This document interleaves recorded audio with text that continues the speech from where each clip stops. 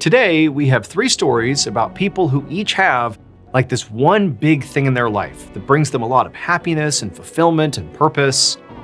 But unfortunately, this same thing winds up being the very reason that their life gets ruined. But before we get into today's stories, if you're a fan of the strange, dark, and mysterious delivered in story format, then you've come to the right place because that's all we do, and we upload 2, 3, even 4 times every week. So if that's of interest to you, on the next really cold day, offer to make the like button a cup of hot cocoa.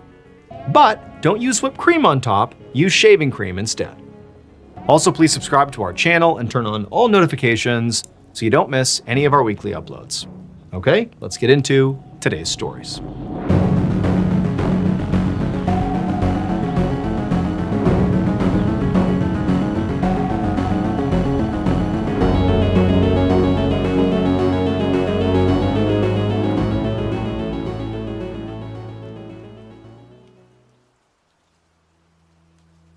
One afternoon in June of 1993, a movie director named Xie Jin sat on a couch in a production studio in the city of Yinchuan, China. He was with a few members of his production team, and they were in the middle of auditioning what felt like the 100th terrible actor for the lead role in the film that he was directing. However, this was not an ordinary lead role. The lead role for this film was going to be a dog. So the movie was called An Old Man and His Dog, and it was based on this popular novel about a man living during a period of war in China with his loyal yellow dog. People had really responded to the story in the book because it captured just how devastating war could really be on rural communities, and a lot of people in China had seen themselves in the characters in this story. At this point, Jin had already cast the film's human actors, but the dog's role was by far the hardest to fill, and obviously the most central to the movie. He and his team had hosted a bunch of casting calls already and advertised to the public to ask if anybody had a dog that looked like the one that was in this book. And tons of people had answered this ad, but none of the dogs that they brought in were good enough for the film. And the reason for that is Jin knew, the dog needed to look the part, but it was more than that. Like, the dog also had to be compelling and charismatic despite being a dog. I mean, this dog was the hero of the story and the soul of the movie. So it really had to project loyalty and bravery and goodness on screen and sort of come across also as gentle and sweet enough that audiences fell in love with it. But now, as Jin watched yet another anxious, poorly trained dog actor scurry around the room, he felt this wave of anxiety. Jin was starting to feel worried that, maybe the reason all these dog actors were not working out is because maybe the perfect dog just didn't exist. And if that was true, then his movie would not be good. Like, he would have a bad actor in the lead role and it would flop. And for Jin, that really represented sort of like a worst case scenario for him. So decades earlier in the 1950s, Jin had been this prolific director in China, and he had won many prestigious awards. But during China's Cultural Revolution, which was a period of unrest in the country in the 1960s and 70s, Jin had been ostracized by the public because of his largely unpopular political views. And ever since then, he had been struggling to regain his status as a celebrated filmmaker. And so the chance to adapt this brilliant novel, which was touching and tragic and already beloved by the public, was like his opportunity to prove himself and get back on top. And he knew that, if the movie failed, he was old enough that he would very likely not get another chance like this, and he might be completely forgotten about. And so now, as this dog's audition came to an end, and obviously this dog was not going to be a fit, Jin's just sitting there feeling kind of hopeless, and Jin's producer walked up and led the anxious dog and its owner out of the room, and Jin at this point was so busy worrying to himself about how this movie was destined to fail now that he barely noticed his producer bringing in the next dog and owner. But when Jin looked up, and he actually looked at the dog that was now standing in front of him, the 101st audition he was seeing that day, he just stopped and practically gasped, because sitting in front of him, right in the middle of the room, was now this new dog that looked exactly like how he had pictured the one from the book. It was shaggy and big and yellow-haired and had this eager-to-please look in its eyes that made Jin instantly feel like he was connected to it. The owner who had come in with this dog was a young, friendly guy in his 30s who introduced himself as Chung, and he explained that he had just started a dog training and breeding company. And so having his dog cast in this movie would be a really big deal for his new business and would definitely help get his name out there. So this was like high stakes for him too. Now, Jin did not love the fact that, Chung had just begun this dog training and breeding business, so it meant that very likely he was pretty inexperienced with this dog actor. However, when the actual audition began, any worries Jin might have had completely vanished.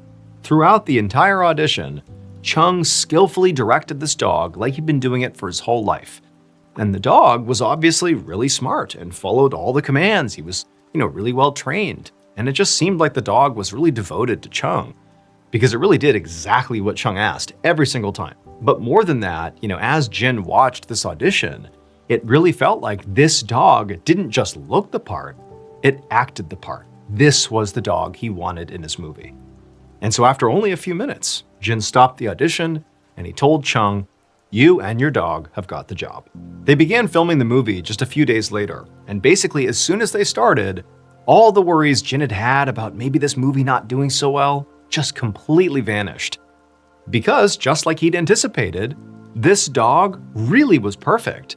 It obeyed his owner, Chung, without hesitation, same as it had during the audition. And the camera just loved this dog. The dog had this very sweet, tender quality to it that really came out anytime the actor playing the old man interacted with it, which is exactly what Jin had hoped for. And so Jin knew this dog was going to steal the hearts of everybody who saw it on screen. This was exactly what he wanted. And so Jin just disappeared into the making of this film. He poured all his focus, all his passion into each and every frame. And by the time production finally wrapped a few months later, Jin was sure they had just made a masterpiece. And Jin was right. The movie was released to rave reviews, and it seemed like everyone who saw it loved it. Not only was An Old Man and His Dog recognized as one of China's top films of the year, but also it was widely regarded as an instant classic worldwide. And so Jin knew that he had accomplished his goal here, and that his career now had a new beginning. A year and a half later, on an evening in late January of 1995, Jin was reading a script in his living room in the city of Shanghai, China. So the huge success of An Old Man and His Dog had meant that Jin was once again in very high demand, which meant he got lots of phone calls and people wanted him to read their scripts, and he was basically just getting to pick and choose what he wanted to do next. This was like best case scenario for him. So as Jin is sitting there, when his phone rang, because his phone again was ringing all the time these days, he assumed it had to be one of his producers who wanted to talk about one of the many scripts they were looking at. However, when Jin answered the phone, it was one of his producers, but what they said to him completely stunned Jin. His film, An Old Man and His Dog, apparently was being banned. Jin, when he heard this, he just sat there for a moment, unable to actually respond to this. This didn't make any sense. Why in the world would this wholesome movie about an old man and his dog get banned? This wasn't political in any way. This was a wholesome, family-friendly movie. So China did ban films with some regularity. Sometimes it was the content itself within the film could be viewed as being, unduly influential on the public in a negative way, and so that could cause the film to be banned. Or it could just be that the people who were in the film or the producers who made the film, they could have done something in their own personal lives that was viewed as being, unduly influential on the public, in a negative way. They could have had some scandal. And then because of that scandal, they could have their work banned. So the movie itself could be okay, but the people involved in the movie, they're bad, so movie must be bad as well. So that was sort of relatively normal. But Jin's film, An Old Man and His Dog, had been out for over a year at this point with no issues. It was viewed as this masterpiece. Everybody loved it. Everyone had all these great things to say about it. So it couldn't have been that. The movie itself clearly was okay. And Jin, he had a, in his former life, he had been politically divisive and it had cost him dearly, but that was in the past. He had not done anything political, not in this movie, not in his personal life now. He had not done anything that was scandalous that could potentially warrant, this film being banned. And so Jin's what in the world could have caused this movie to be banned? What is going on here? And his producer said, you're not going to believe it, but it's the dog. It would turn out A few days before the producer called Jin, Chung, the owner of the dog who had starred in this film, had been arrested for being a serial killer. Over the last 5 years, he had murdered at least 5 people. But that was not actually why this movie was being scrutinized. The movie was being banned because of how Chung disposed of the bodies of the people he killed. After murdering and dismembering his victims, he would take those body parts and feed them to his dog, the star of the movie. And so ultimately, the Chinese government banned this film because they knew from now on, now that the news broke about Chung being a killer and what he did with the bodies, that you couldn't watch this movie and watch that dog without thinking about the fact that that dog was eating people. Jin would go on to make a few more movies, but they never really worked, and ultimately his career kind of stalled, and he never reached the heights that he had hoped for. However, Jin had always hoped that one day he would leave a truly lasting mark on the Chinese film industry.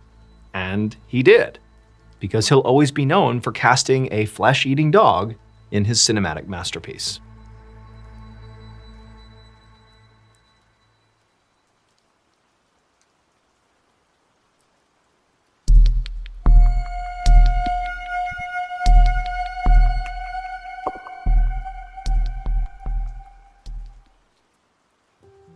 One evening in December of 1966, an 8-year-old girl named Elaine Ellery hurried after her parents as they walked towards this large factory in Norfolk, England. Elaine was so excited about the night ahead here that she was literally skipping as she walked along.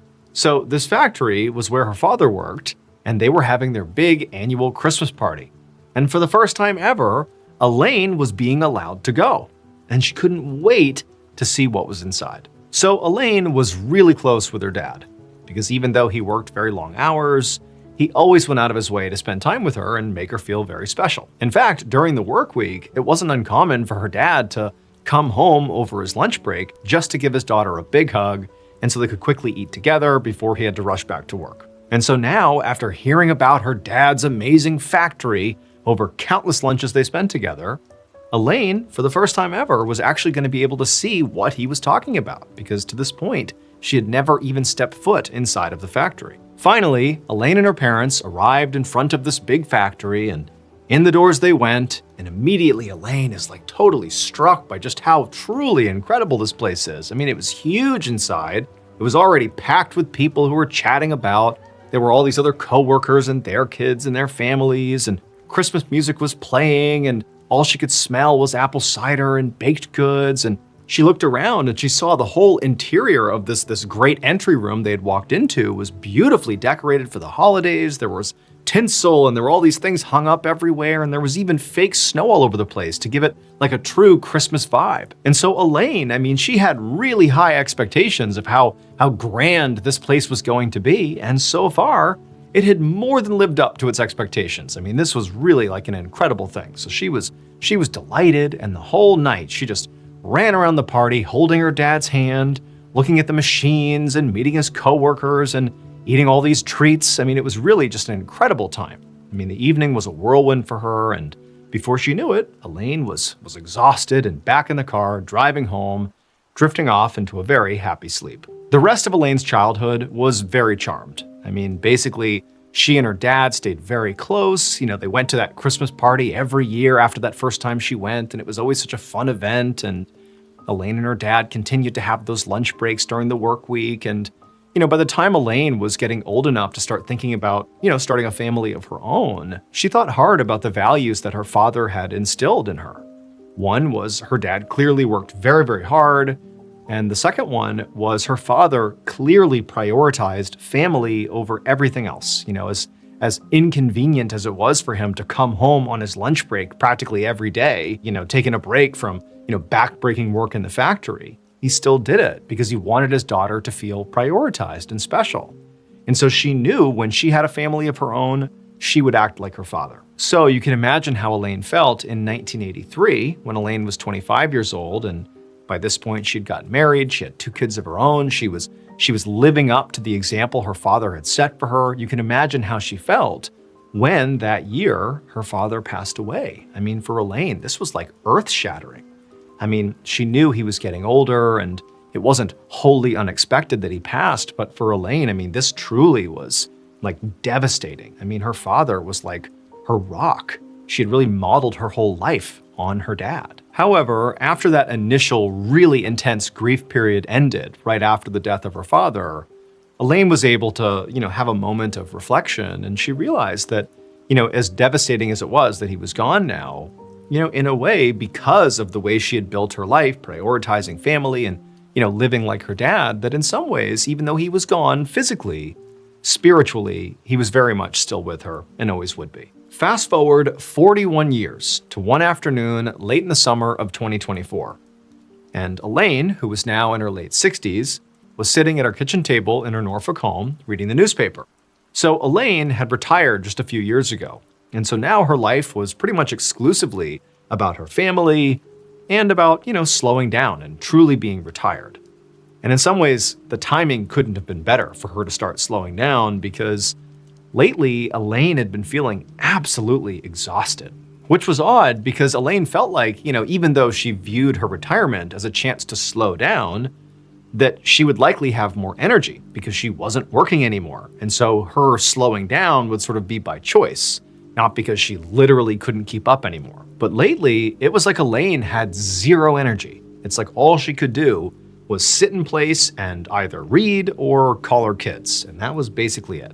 But on this particular day, as Elaine just sat in the kitchen reading the newspaper, despite not physically really doing much at all, she suddenly started to feel winded, like she had been running around or something, like it was hard to catch her breath, and it scared her. She put the paper down and she sat there for a minute trying to calm herself down, telling herself this is just like a panic attack or something.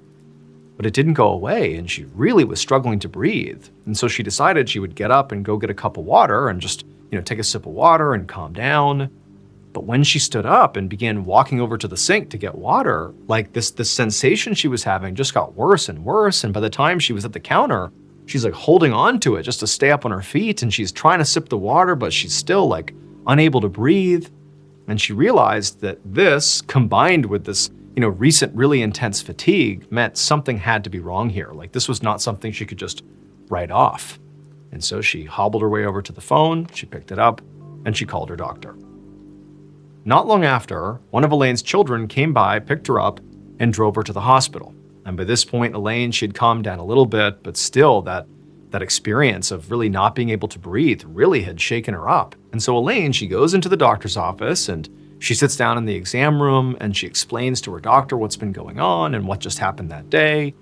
And not long after that, her doctor got a series of tests done, and eventually Elaine got an answer from those tests that explained all of her symptoms. However, that answer made Elaine look at her childhood, her charmed childhood, in a completely new and disturbing way.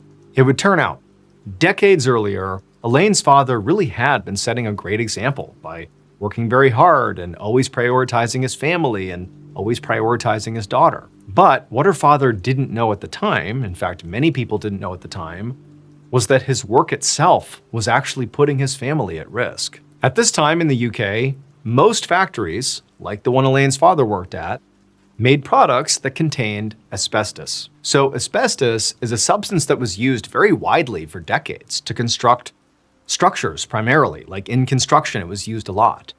In fact, it was so common that basically any house or building built before the year 2000 likely was made with asbestos inside of it. And so when Elaine was growing up in the 1960s, asbestos was, naturally still being used all the time, and her father obviously encountered it daily at his work. But even though they didn't know it at the time, this was a huge problem for Elaine and her family, and really for anybody else who was living a life that was similar to theirs. Because asbestos was eventually found to be highly toxic and known to cause a very specific type of very aggressive and very deadly cancer that can sometimes take decades to develop. It was the very kind of cancer that Elaine's father had died from in the 1980s. And unfortunately, it was the very kind of cancer that Elaine was diagnosed with in 2024 following that, difficulty breathing and fatigue spell. And then she would eventually die a year later in 2025 from that cancer. And so in a tragic twist of fate here, Basically, it was because of how close Elaine was with her father growing up that she ultimately contracted the same disease that he did. I mean, there's no question he got that cancer because of his exposure to asbestos in the factory. But he would come home from the factory, like over lunch, he'd come home and he'd have lunch with Elaine, and he wouldn't change. He'd give her a big hug. They'd have their lunch break together. He's putting asbestos on his daughter, not knowingly, but he's covering her in this toxic substance. And then when he would bring her to the Christmas party, all that white snow on the ground was not snow, it was asbestos, but they didn't know it was toxic. And so ultimately, it really was because of how much she loved her dad and how much he loved her that ultimately killed them both.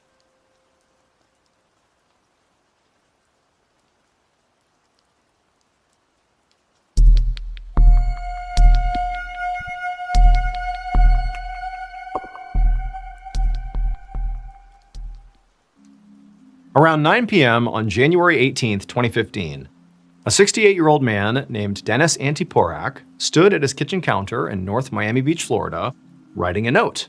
And this note was for his wife and for his adult daughter, Laura, who lived with them. And all he was doing was letting them know that he was going to be stepping out, but he'd be back in a couple of hours. Now, for Dennis, it actually was not that unusual for him to go out this late at night. This was kind of routine. He would often leave the condo where they lived, and he would go down the street to this diner called Denny's, which is a big chain in America. And he would hang out there with his friends, stay there for a couple of hours, and then he'd come back home. And tonight was going to be no different. His plan, as he said in this letter, was to go to Denny's. However, there was one stop he wanted to make before he headed out to Denny's, and he made that clear in his note. He basically provided his loved ones with his evening itinerary. So after finishing the note, Dennis left it on the counter, he grabbed his things, and then he walked out the front door of the condo. Several hours later, around 2 a.m., Dennis's daughter, Laura, paced around the living room of the family's condo with her cell phone to her ear.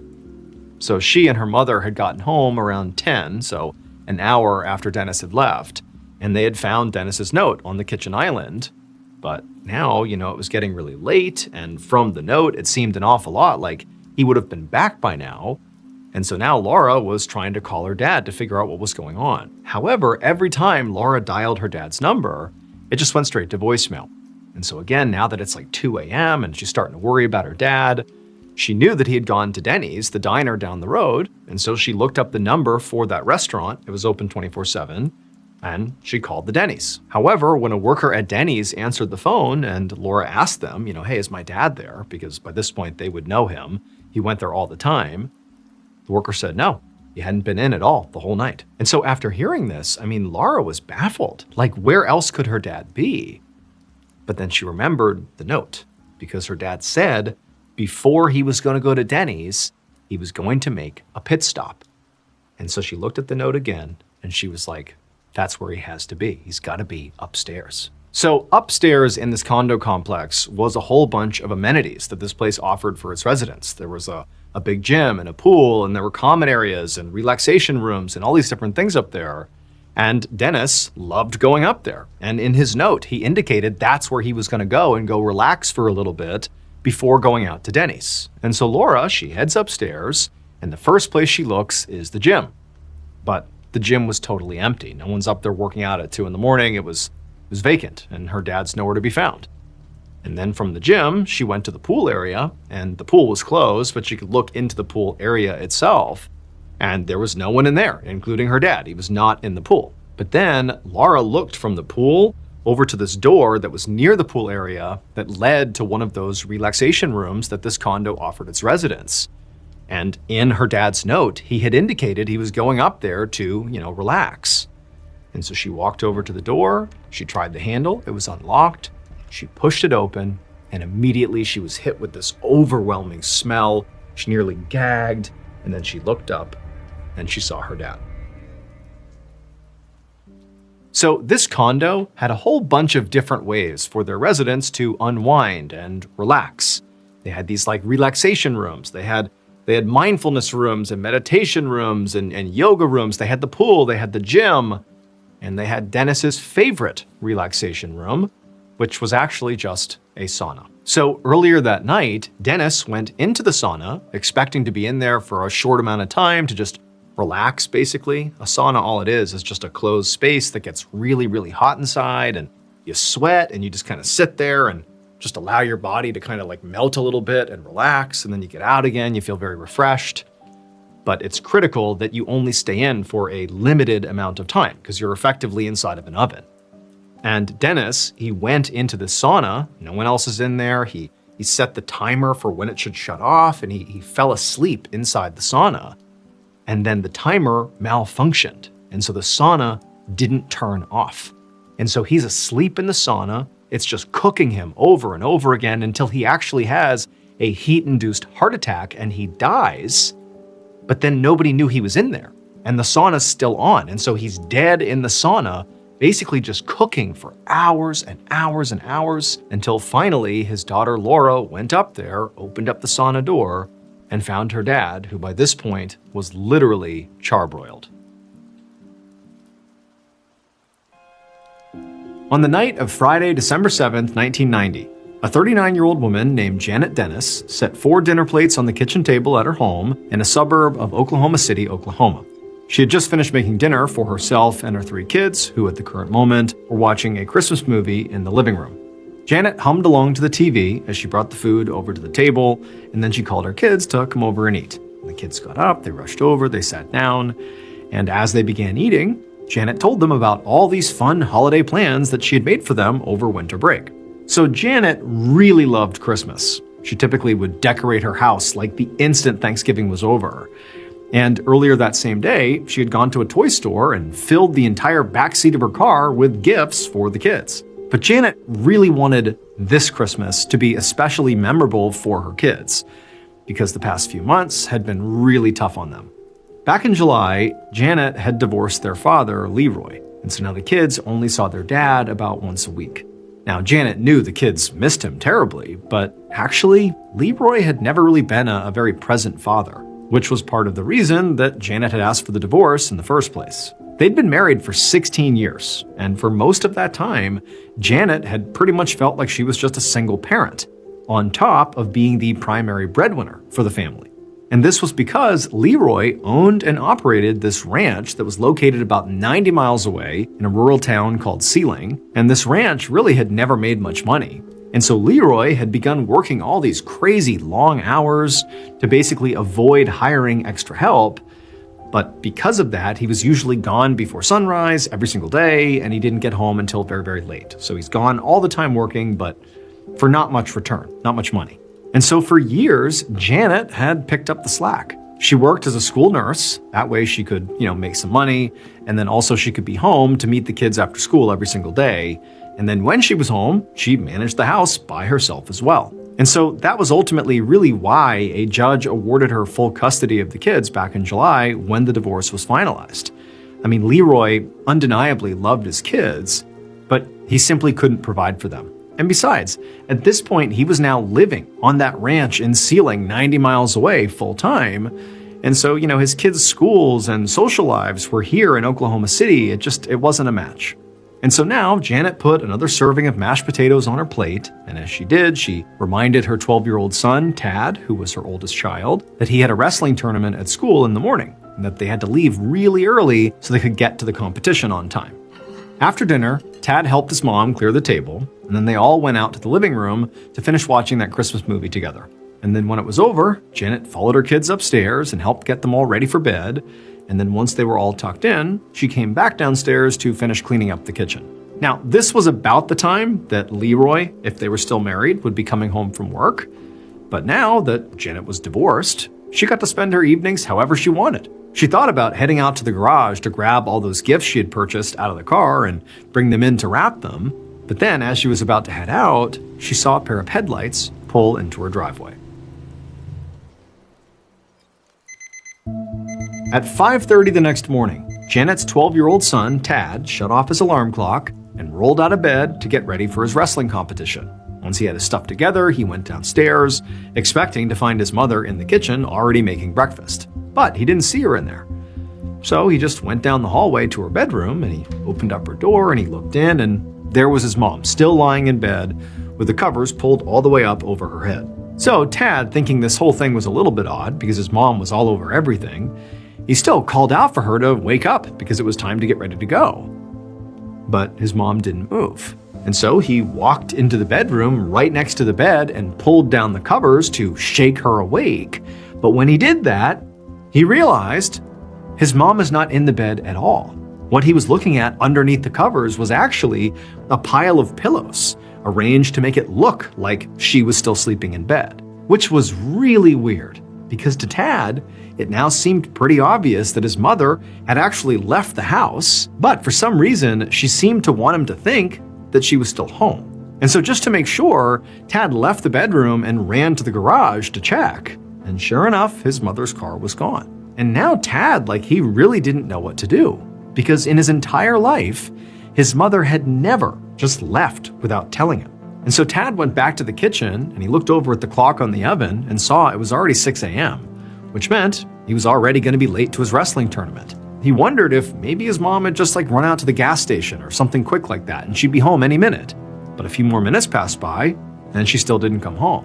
And so at this point, Tad was becoming really anxious and he started to worry that his mom had maybe gotten into a car accident or something. So he did the only thing he could think of. He went over to the kitchen phone and he called his dad, who was out at the ranch in Sealing. And when his dad picked up, he told him everything that was going on. Now, Leroy was, admittedly sort of confused by this whole thing, but he told his son, don't worry, your mom's going to be home any minute, I'm sure of it. But he also told him that just in case, he would start driving over to their house right now, just to make sure everything was okay. 2 hours later, Tad heard the sound of his father's truck pull into the driveway. And the instant he heard it, he jumped off the couch to go unlock the front door. When his dad walked into the house, the first thing he asked his son was, is Mom home? And Tad said, no, she's still not here. Leroy nodded, but reassured his son that, his mom was going to be home soon, that she would have a good explanation, it's okay. But, as Tad followed his father all around the house at this point, basically looking for Janet and looking for any sign of maybe where she had gone, Tad began to notice a look of concern growing on his father's face. And that sort of gave Tad this sick feeling in his stomach that maybe something's really wrong here. And then, sure enough, at some point, his dad, after searching the whole house and just sort of standing there for a moment, he turned to Tad and he said, we got to call the police. 2 days later, on Monday, December 10th, Lieutenant Detective Craig Gravel with the Oklahoma City Police District knocked on the door to Janet Dennis's house. He had spoken on the phone that morning to Janet's ex-husband Leroy, and now he heard Leroy's voice again, but from inside of the house right in front of him, calling to his kids to go on upstairs for a minute. And then a moment later, the door opened and Leroy invited Gravel inside. So even though it had been 2 days now since Leroy had called 911 and reported Janet missing, Gravel had only just been assigned to her case that morning. His captain had wanted to wait out the weekend before investigating formally because there had been no signs of violence at her home, and generally speaking, most adults who get reported missing show up within 48 hours. But that morning, when the case landed on Gravel's desk and he had begun reading over the details, his gut told him that something had happened to her. From all appearances, she was a very responsible and loving mother with no history of just disappearing like this. So, Gravel had immediately put out an alert to all the police stations in the area to be on the lookout for Janet's car, which was a red Chevy Blazer. And then he had called Leroy and asked if they could speak. And so now Detective Gravel stepped inside of Janet's home, and right away he noticed how tidy and how covered in Christmas decorations it was. I mean, the whole house seemed so festive, which made Gravel think that Janet very likely had planned to be home for the holidays. And so he followed Leroy into the kitchen, they sat down at the table, and the first question he had for Leroy was, "Have you heard from Janet since we spoke this morning?" But Leroy said no. He said all he knew was that Janet had disappeared at some point between maybe 9 p.m. on Friday night when the kids went to bed and they had seen her when they went to bed, and 6 a.m. the next morning when Tad had called him saying, "Mom's not here." And Leroy said, despite the fact that, Janet is his ex-wife and there wasn't a whole lot of love lost there, he said he was really worried because Janet would never just leave their kids alone. Never. However, he did tell the detective that while he had been just walking around the house for any clues about where she might have gone, he said he had noticed that her toiletries bag was gone. So now he didn't really know what to think. That sort of did suggest that maybe this was planned, but just very out of character. Gravel nodded and then asked Leroy could he think of any place that Janet might go to, maybe to go blow off steam or something, like some place if she was really stressed, where would she go? Leroy said, in the past, Janet had gone to Las Vegas to gamble, but again, she would never just go without warning and also would never just leave the kids unsupervised. Leroy said, at a minimum, she would have let him know if she was going away because, again, they have kids together. Even though they were divorced, they still basically were on decent terms. Gravel nodded and wrote down everything Leroy said. Now, to him, Leroy was definitely a suspect, but at this moment, he seemed to be cooperating. So Gravel wrapped up the interview and headed out because for right now, what he really wanted to do was go speak to another person who had also called the police station that weekend about Janet Dennis.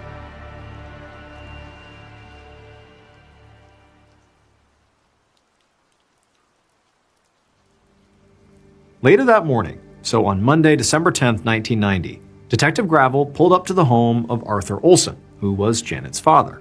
Arthur had also called the station that weekend repeatedly to ask if any progress had been made on his daughter's case. When Arthur opened his door, he looked frazzled, and he asked if Gravel had found his daughter yet, or had any idea where she might be, or if she was okay.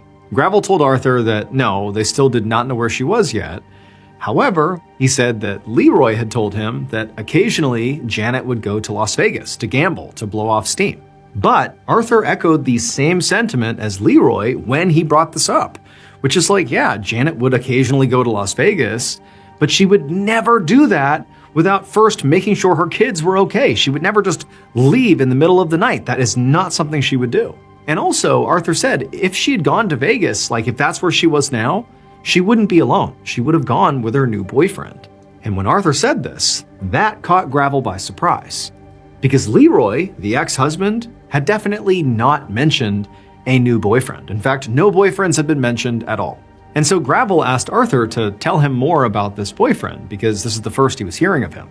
At which point Arthur said, well, my daughter's actually been keeping this boyfriend a secret, both from Leroy and from the kids. Arthur said the guy's name was Jim Umbenhauer, and he was a soldier stationed at Fort Sill, which was an army base just a few towns over.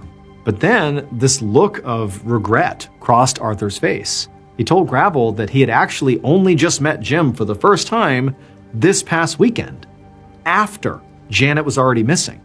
And the reason he met with him is he gave Jim a key to Janet's house. Gravel at this point looked up from his notepad and asked Arthur, what does that mean? Why did you do that? Now, Arthur went from looking regretful to looking straight up embarrassed as he explained.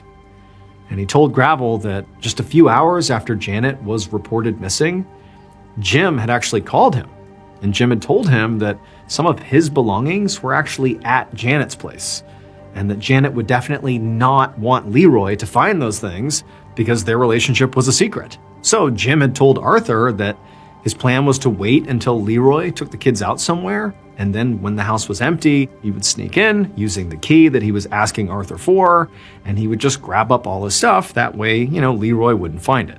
Gravel, when he heard this, was shocked, because to him it was so obviously a bad idea for Arthur to have given Jim that key. Because as far as Gravel was concerned, Janet's house could be an active crime scene.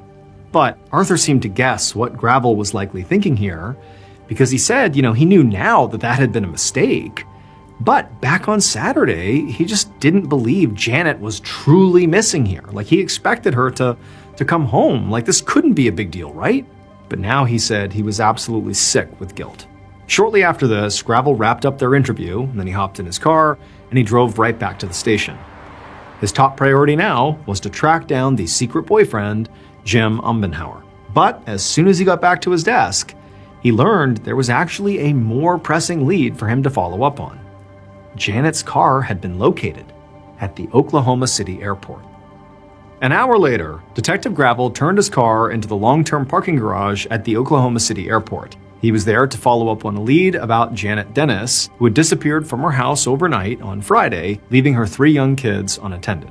And right away, Gravel saw another police cruiser at the far end of the garage, parked behind a Chevy Blazer, Janet's Chevy Blazer. And so Gravel, he pulled up behind the other cruiser, and then he got out and just began walking around Janet's car, getting a look. And eventually he walked up and cupped his hands over his eyes so he could look through the window into the back seat. And when he looked in there, he saw it was completely full of new toys, which he assumed were Christmas presents for her kids. And when Gravel saw those presents, he instantly had a bad feeling in his stomach, like his gut was telling him that Janet did not drive her car to this location. Somebody else did. And also, at this point, Gravel also had proof that she wasn't in Las Vegas. So right before Gravel had come out to the airport, his team had called into this centralized database that could access all of the hotel reservations in the Las Vegas area, and there were no reservations anywhere in the entire city under Janet's name. Now, of course, she could be there with somebody else, maybe under their name, but this at least suggested, very strongly suggested, that she was not there. And so now, Gravel was confident that Janet had not skipped town for some spur-of-the-moment gambling trip. Now, at this point, if something had happened to Janet, well, Gravel's primary suspect at this point was Janet's new boyfriend, her secret boyfriend, Jim Umbenhauer. However, Gravel still had not looked into him yet, which meant if he was involved in any way in Janet's disappearance, well, by now, he could be anywhere. And so as Gravel is thinking about this, he was interrupted by the sound of a vehicle approaching. And he turned and he sees a car pull up right behind his cruiser. And then after they parked, this guy got out wearing a full army uniform, and he walked over to Gravel and he introduced himself as Jim Umbenhauer. Late that afternoon, Gravel sat in an interview room at the station across from Janet's secret boyfriend, Jim Umbenhauer, and Jim was hooked up to a polygraph machine. So back at the airport, Jim had claimed that he'd been worried sick about Janet all weekend, and he'd been literally driving around town looking for her car. He claimed he had no idea that the car, or Detective Gravel, would be at the airport when he arrived. And it had just been like a total coincidence that he had just happened to find Janet's car at the exact moment police had found it. To Gravel, this felt like a fairly obvious lie, because the chances of Jim just running into Janet's car at the exact moment that police are finding it and that he's arriving to look at it, it just felt like not possible. And Gravel figured that Jim must have already known where Janet's car was and had somehow learned that the police had found it, and so he had just sort of shown up. Gravel knew it was actually common for killers and kidnappers to actually intentionally insert themselves into an ongoing investigation of their victims to influence the investigation or just keep a pulse on what's happening under the guise of being really helpful. And right away, Gravel had gotten the sense that Jim was doing just that. So Gravel had immediately asked Jim to not only come back to the station to talk, but to take a polygraph test. And Jim had agreed. And so now the polygraph examiner, so the person actually administering the polygraph, nodded to Gravel that they were ready to start. And so Gravel asked Jim, "Why did you ask for a key to sneak into Janet's house that past weekend?" Now, Jim looked genuinely surprised that Gravel even knew about that. But he told Gravel that he had simply gone over there to get a box of love letters from Janet's bedroom that were between he and Janet. He said that Janet had wanted to keep their relationship private, especially from Leroy. As a precaution, he had, asked Arthur to get the key to go in and get the letters. And he said, the letters were actually right now out in his car. Now, Gravel knew that would be easy enough to verify, so he just moved on. And he asked Jim, "Where were you on Friday night?" which was the last night that Janet's kids had seen her. And Jim actually said that he had been at Janet's house that night, which caught Gravel completely off guard. Jim explained that he had gone over to Janet's house after the kids had gone to sleep so that he and Janet could secretly spend some time together. Now, at this point, Gravel really had to just stop for a second and collect his thoughts before asking more questions, because he really had not seen this coming. I mean, all day he had been trying to place someone at Janet's house after 9 p.m. on that Friday. And now here was Jim admitting he had been there at the house on that Friday night after 9 p.m., making him the official last known person to have seen Janet. After a minute, Gravel told Jim to just go on, tell me more about your last time seeing Janet. And Jim explained that he had stayed at Janet's house for a few hours and he had left really late to drive back to Fort Sill, because he was actually supposed to deploy to Afghanistan the very next day, but when he got back to base that night, he learned that his deployment had actually been delayed for a few weeks. So Jim said the next day he had called Janet's house to tell her the good news, that they had a few more weeks together before he went overseas. But he said Janet didn't answer the phone. A family member had, and they had said that Janet was missing. Gravel just sat back in his chair, taking all this in. To him, it just seemed impossible that Jim would be the last person to see Janet before she just vanished, and then he also just so happened to find her car at the exact moment the police arrived to investigate. So Gravel began asking Jim more questions, predominantly about his personal life. And it was at that point that he learned that Janet was not Jim's only girlfriend. Right now, he was actually living with another woman in a town closer to Fort Sill. Now, Jim admitted that he knew this looked bad, but he swore that the relationship with this other woman wasn't working, and he really just wanted to be with Janet. But Gravel, at this point, felt like he had heard enough. I mean, this guy really had dug himself a hole. And so what he really wanted to do was just discuss the results of this polygraph test with the examiner in private.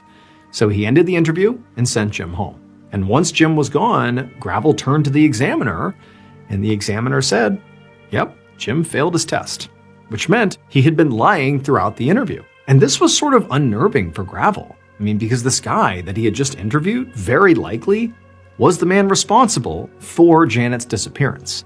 But Gravel knew that he would need more than polygraph results and sort of a gut feeling to arrest Jim and charge him with some sort of crime. Right now, he needed more evidence.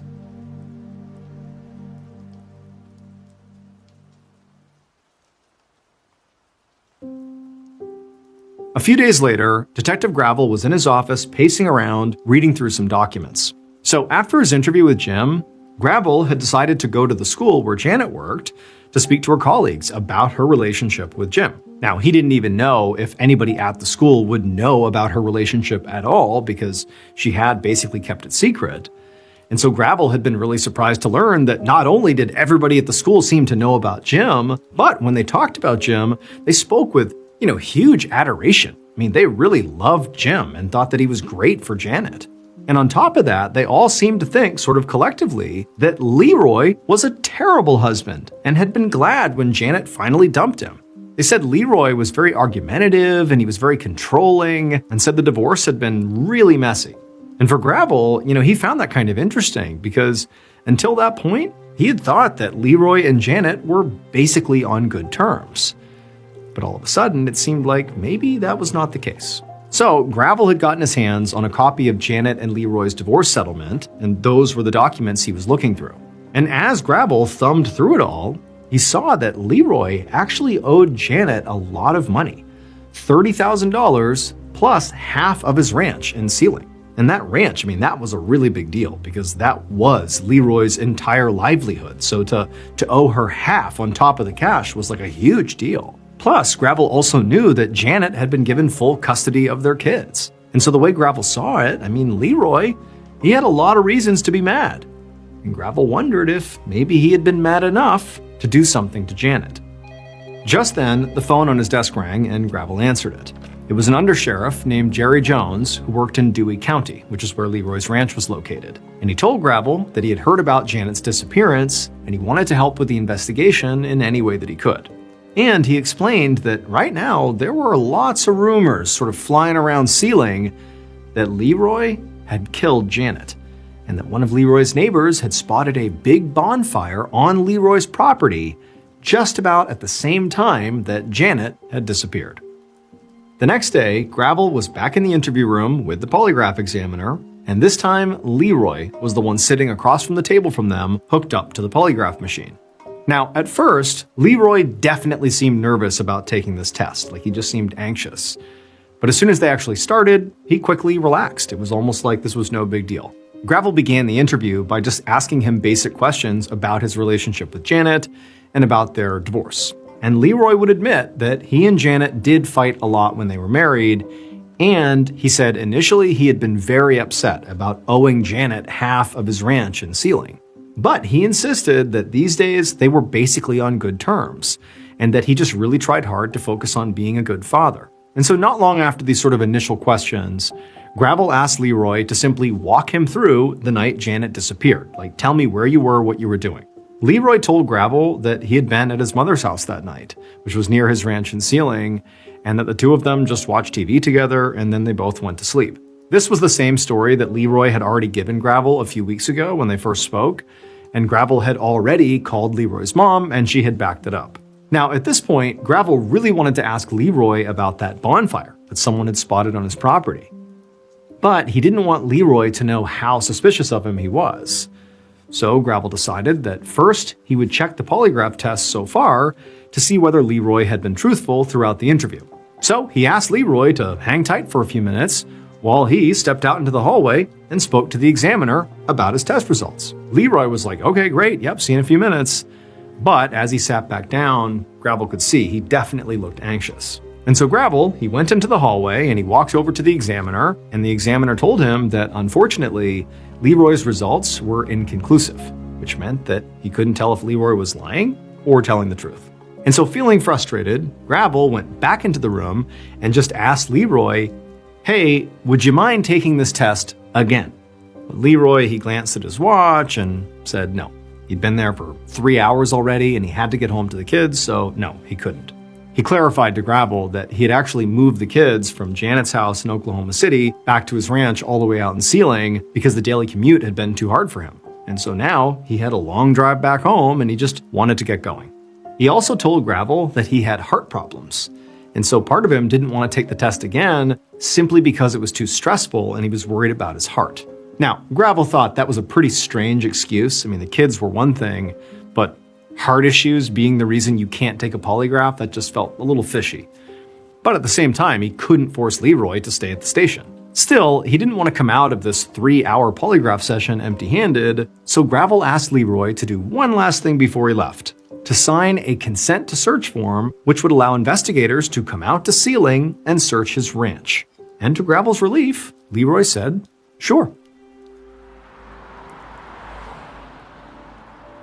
The morning after Leroy took his polygraph test, Detective Gravel made the long drive from Oklahoma City to Sealing, where Leroy's ranch was located, and where Gravel hoped to find the, at this point, body of his missing person, Janet Dennis. The previous night, Gravel had placed a call to Undersheriff Jones, the officer from Dewey County who had volunteered to help with Janet's case. Gravel knew that Leroy's ranch was over 1,500 acres, so it's massive, and that it would likely take weeks to search the entire property. So Gravel had the Undersheriff's recon team actually begin that big search, while Gravel and his team began speaking to some of Leroy's neighbors. And so now, Gravel pulled up a long driveway and parked outside of a big farmhouse, and then after he stopped, he got out and walked up and knocked on the front door. A moment later, a middle-aged woman answered, and Gravel explained who he was, and that he had heard that one of Leroy's neighbors had seen a huge fire on Leroy's property around the time that Janet Dennis had disappeared. And this woman's eyes immediately went wide, and she said that she was the one who had seen the fire, and it had caught her attention because there was a ton of smoke, so it must have been huge. Gravel felt the surge of adrenaline because he had this feeling that this woman was likely about to lead him directly to Janet's body. She was going to show where this fire was. But then a guilty look came across her face, and she apologized to Gravel, and she said, after I had told some people about this fire, I learned that actually the fire I saw had occurred a few days before Janet went missing. And for Gravel, this was truly crushing. But, he asked the woman if she had spotted any other weird behavior on Leroy's ranch, but the woman just said no. And so Gravel ultimately thanked her for her time and then felt completely defeated as he walked back to his car. Gravel spent the next few hours going door to door in the area, asking more of Leroy's neighbors about the rumors flying around town that Leroy had killed Janet. But pretty much everybody said that those rumors were largely connected to the bonfire that actually happened a few days before Janet disappeared, which meant that by the time Gravel headed back to Oklahoma City, he had no actual proof that either Leroy or Jim had been involved in any way in Janet's disappearance. He really barely had any evidence at all that a crime had even occurred. And even though he strongly believed that Janet had been abducted and potentially killed, it was still technically possible that Janet disappeared by choice and was alive and well somewhere. And so at this point, Gravel was completely out of leads, and he would just have to wait to see what would turn up on the ranch at the end of this massive search of the 1,500 acres. 6 weeks later, in early February of 1991, Gravel answered the phone in his office, and the person on the other end of the line said that they had information about Janet Dennis. And this was fantastic news. because at this point, Gravel's investigation had completely stalled out. Nobody knew what happened to Janet. She had not turned up. It was basically dead end after dead end. And also, so far, the search of Leroy's property, which was still ongoing, had yet to turn up anything useful for this investigation. The only other recent development in the case had happened a few weeks ago when Leroy had contacted Gravel about a box of Jim's belongings that he had found at Janet's house. Now, by this point, Jim was no longer a secret. Leroy knew about the secret boyfriend. When Gravel looked inside this box, he found this VHS tape, and it was a pornography tape. Now, it was not like homemade. It was not Janet or Leroy or Jim or anybody. It was, real actors in this pornography tape, but it was a really specific type of pornography. It showed this woman being tied up and burned. Fictional, but that was the script. That's how the pornography went. When Gravel saw this, he wondered if this tape was actually why Jim had tried to get the key from Janet's father to sneak into Janet's house, if the real reason for that was actually to try to find this tape, this, torture porn, and get it out of the house. And so Gravel had actually brought Jim down to the station to question him about the pornography tape, but Jim swore up and down he had no idea where that video came from, and he had even taken another polygraph test, and this time he passed. And so now Gravel really didn't know what to believe, and he was desperate for really any new information. And so this caller saying they knew something about Janet was like the only positive development in the case that he had seen in quite a while. And the caller said that they actually had remembered something that might be important. And that's when Gravel realized that he recognized the caller's voice. They had actually spoken before.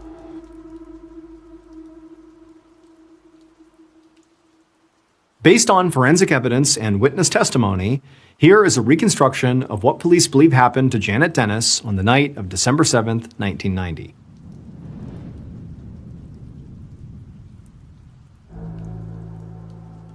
Late that night, the killer was standing inside of Janet's bedroom by the side of her bed, just watching her sleep. And as they stared at her sleeping, the killer was just filled with rage. Even though on the outside, the killer sort of projected a very affable nature and just was a very calm and very kind person, inside they loathed Janet. And one of the primary reasons they hated her so much is because of her recent decision-making. And so after standing there, just taking in the sight of like the object of their rage, they reached over and grabbed a rag they had soaked in chloroform, which is a chemical that when it's pushed up against your face, it can cause you to pass out if you breathe it in. And the killer, they put this rag right over Janet's mouth until she passed out, because they didn't want her waking up when they inevitably moved her. And then after using the chloroform, the killer grabbed Janet's purse and then also grabbed her toiletries to make it look like she had chosen to leave, to go on a trip somewhere. And then the killer actually lifted Janet up out of the bed, put her on the ground. Remember, she's passed out from this chemical. And then they put pillows in her bed under the sheets and kind of arranged them so at first glance it would look like Janet was still in bed with the covers up over her head. This really was just in case one of the kids came into the bedroom in the middle of the night, they would look and see their mom and they wouldn't think anything of it. And so now, with the pillows in place and with the purse and the toiletries in hand, the killer scooped Janet back up off the ground and then carried her out of the house. And once they were outside, the killer placed Janet's unconscious body in the back of the killer's vehicle, and then they drove her to a nearby house in Oklahoma City that they owned. The killer took Janet inside of this home and tied her up so that even if she woke up from this chloroform, she wouldn't be able to escape. And then the killer drove back to Janet's house, parked their vehicle there, and used Janet's keys they had gotten from her purse to get into her Chevy Blazer. And then they drove her Blazer out to the airport and parked it in the long-term parking lot. Then the killer took a taxi from the airport back to Janet's house, where they got into their own vehicle again and drove back to the house where Janet was tied up. Then the killer put Janet, who was still passed out, back into the killer's vehicle, and they drove her to another house they owned. This one was outside of Oklahoma City. And when they got to this house, the killer dragged Janet out of the back of their vehicle, they put her on the ground, and the killer went and got a shovel and then came back over and smashed her in the head with it until she was dead. And then once Janet was dead, the killer burned her body in the fire pit on their ranch. Janet's killer was her ex-husband Leroy, who just basically hated Janet for getting full custody of their kids, for getting half of his ranch, for him being ordered to pay her $30,000. Like, he hated her and resented her for all that. And then when he found out she was also dating this new guy, Jim, he was consumed by jealousy and decided he needed to do something, which was ultimately to murder his ex-wife. And then after the murder, he invented an alibi and reported Janet missing himself in order to cast suspicion off of himself. But he was ultimately caught because Leroy's neighbor remembered seeing smoke from his burn pit. It was the same neighbor that Gravel had spoken to. She had first thought the fire happened after Janet went missing, and then she changed her mind and thought it happened maybe before. But then a few weeks later, she checked her calendar and realized she had gotten the date wrong again, and that the fire was actually the day after Janet disappeared. And so she called Gravel right away and said, "I have more information about Janet, and it might be important." And so later that same day, after getting this information, the search team out at the property, out at the ranch, focused their efforts on the burn pits, and they would eventually find Janet's remains. Leroy Dennis was convicted of first-degree murder and ultimately sentenced to life without parole.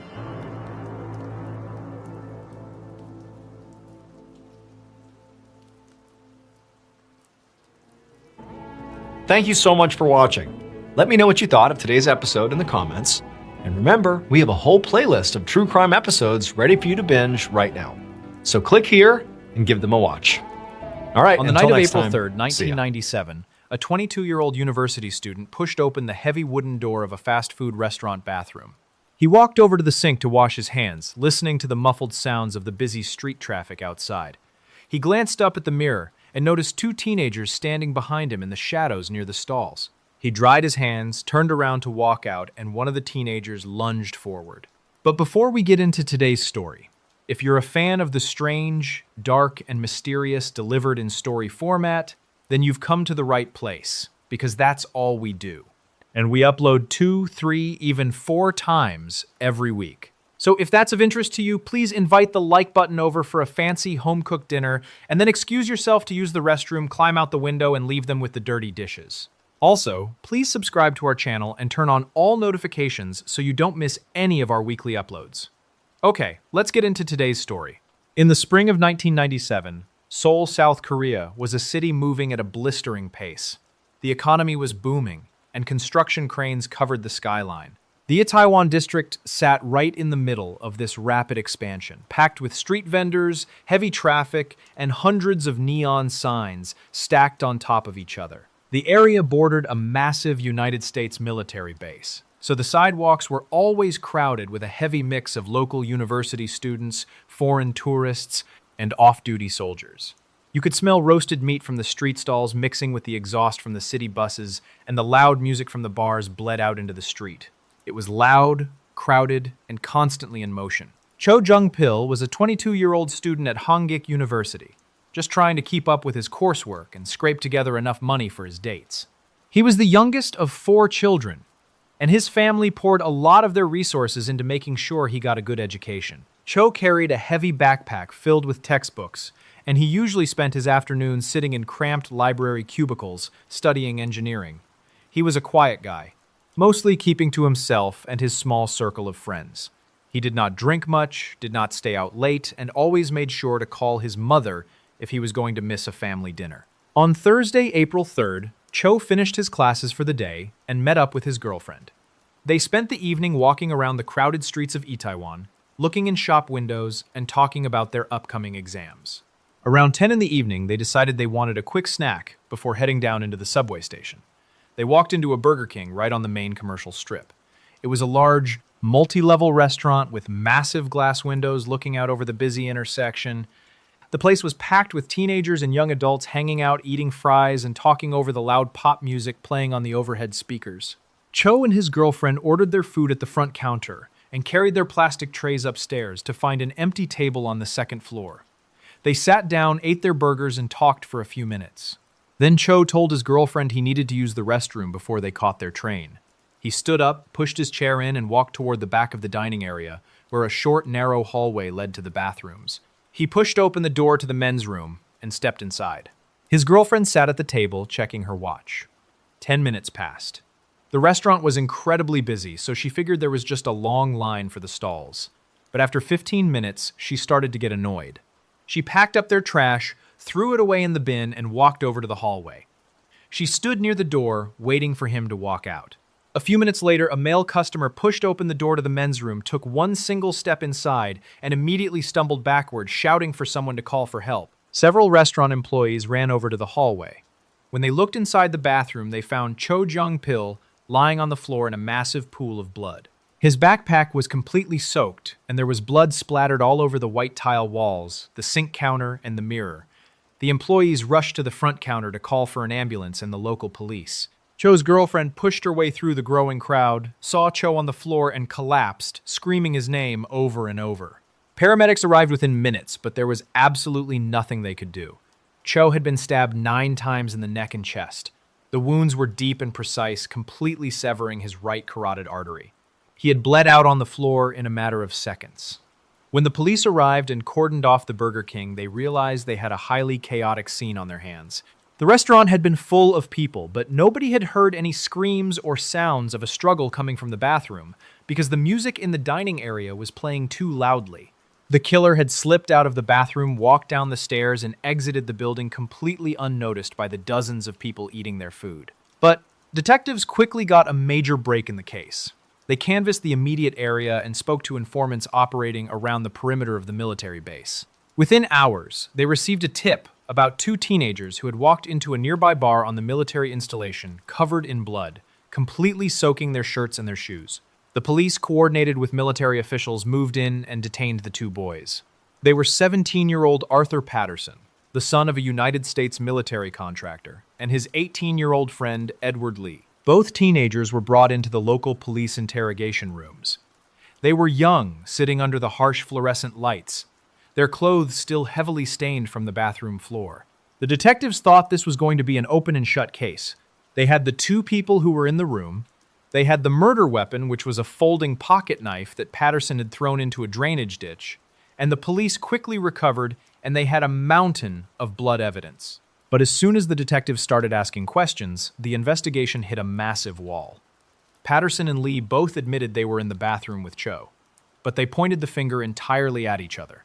Patterson told the detectives that he and Lee had followed the stranger into the bathroom just to wash their hands after eating. He said he was standing at the sink when Lee suddenly pulled out a knife, walked up to Cho, and started stabbing him without any warning or provocation. Patterson claimed he just stood there completely frozen in shock as the blood sprayed all over the room and onto his clothes.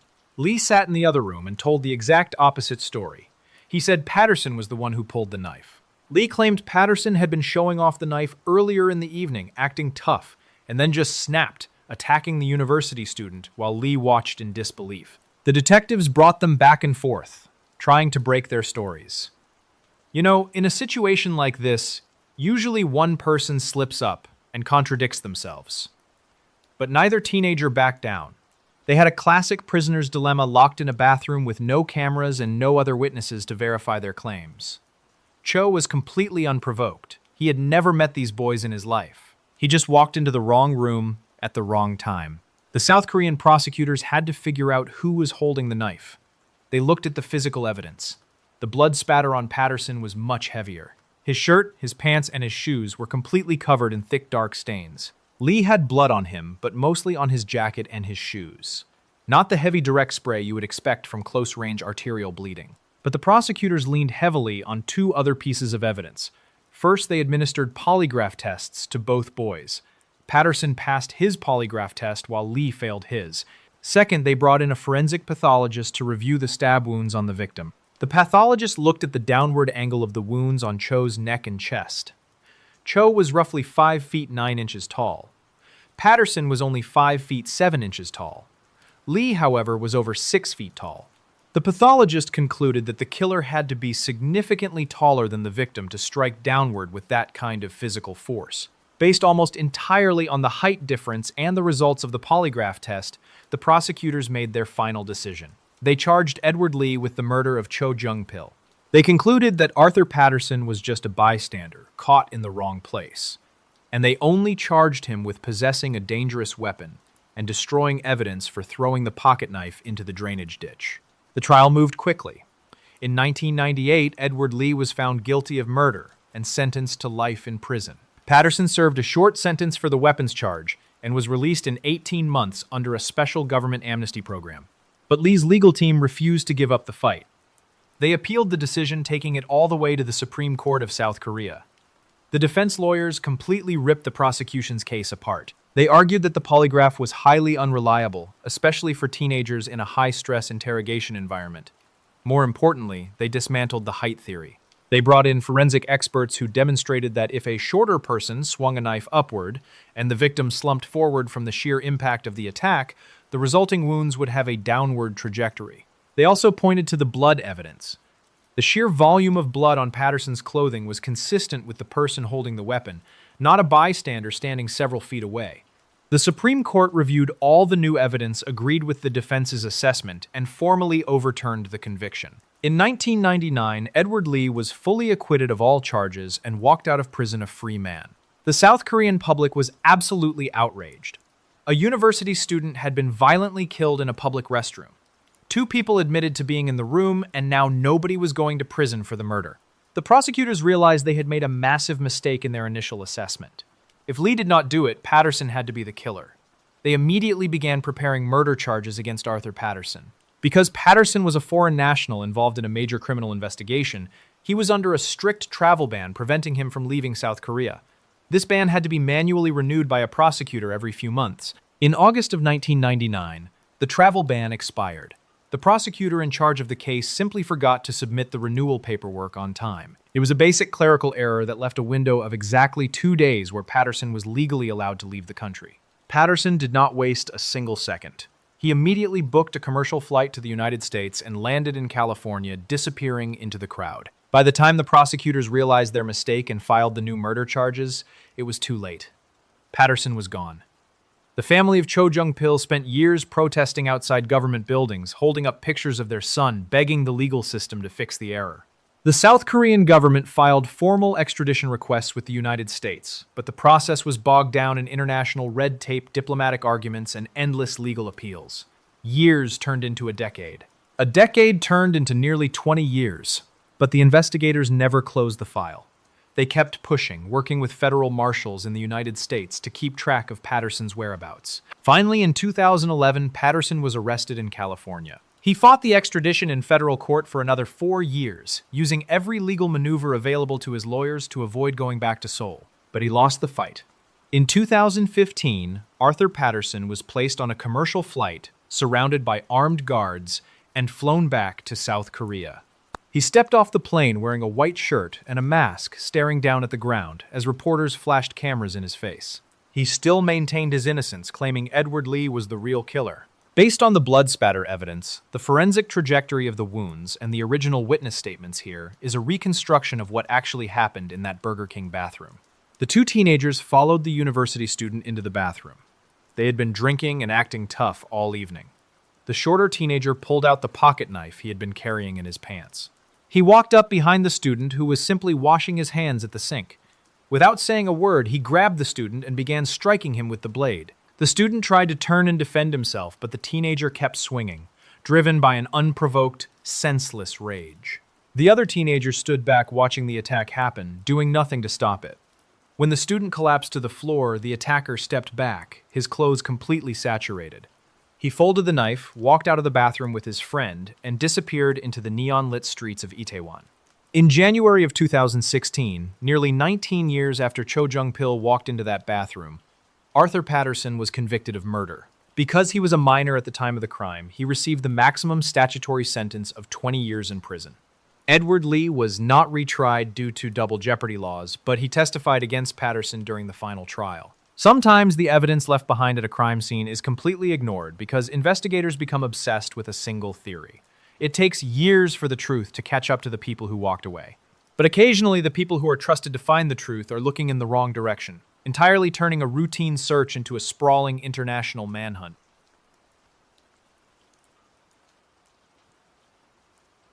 In September of 1999, 44-year-old Yves Godard was standing in his medical clinic in the Normandy region of France, locking a heavy metal filing cabinet and telling his receptionist that he would be taking a short vacation.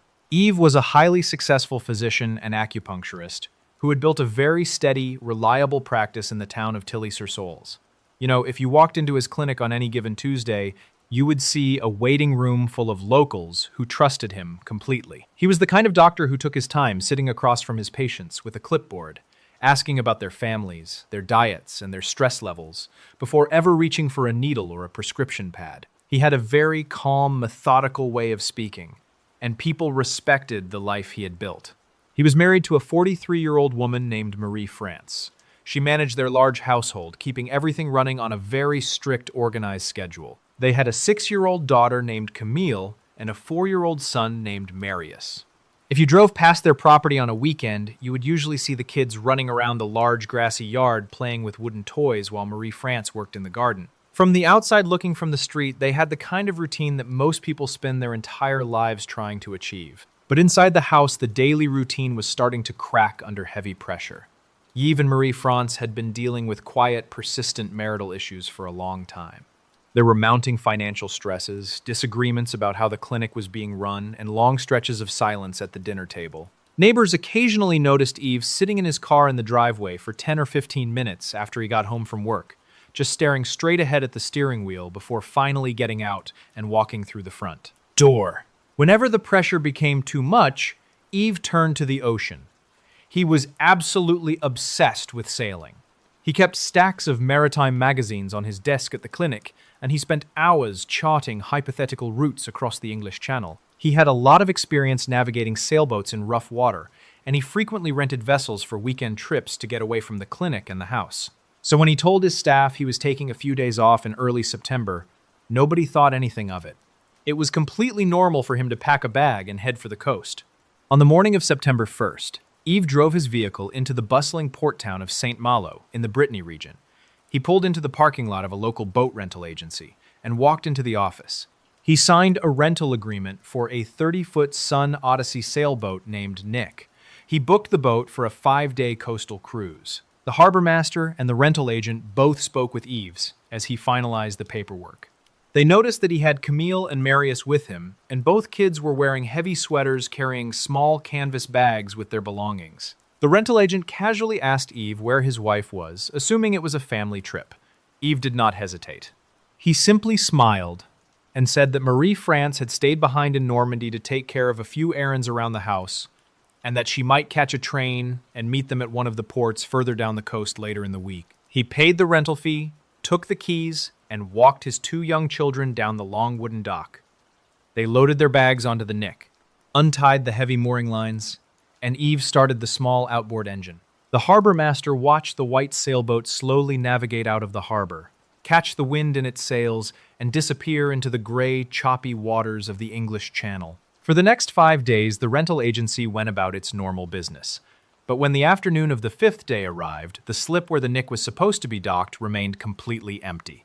The rental agent waited a few more hours, assuming Yves might have misjudged the tides or encountered some minor headwind that slowed his return. But as the sun started to set and the dock remained empty, the agent walked into the office and picked up the VHF radio. He broadcasted a call to the Nick on the standard marine channels asking for their coordinates. All he heard back was static. The agent immediately contacted the local maritime authorities. The French Coast Guard did not waste any time. The English Channel is a massive, highly unpredictable body of water with heavy commercial shipping traffic and treacherous currents.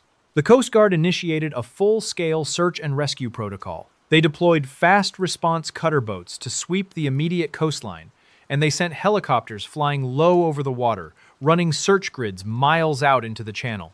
The pilots stared down at the dark water looking for the white fiberglass hull of the Sun Odyssey or any sign of a distress flare.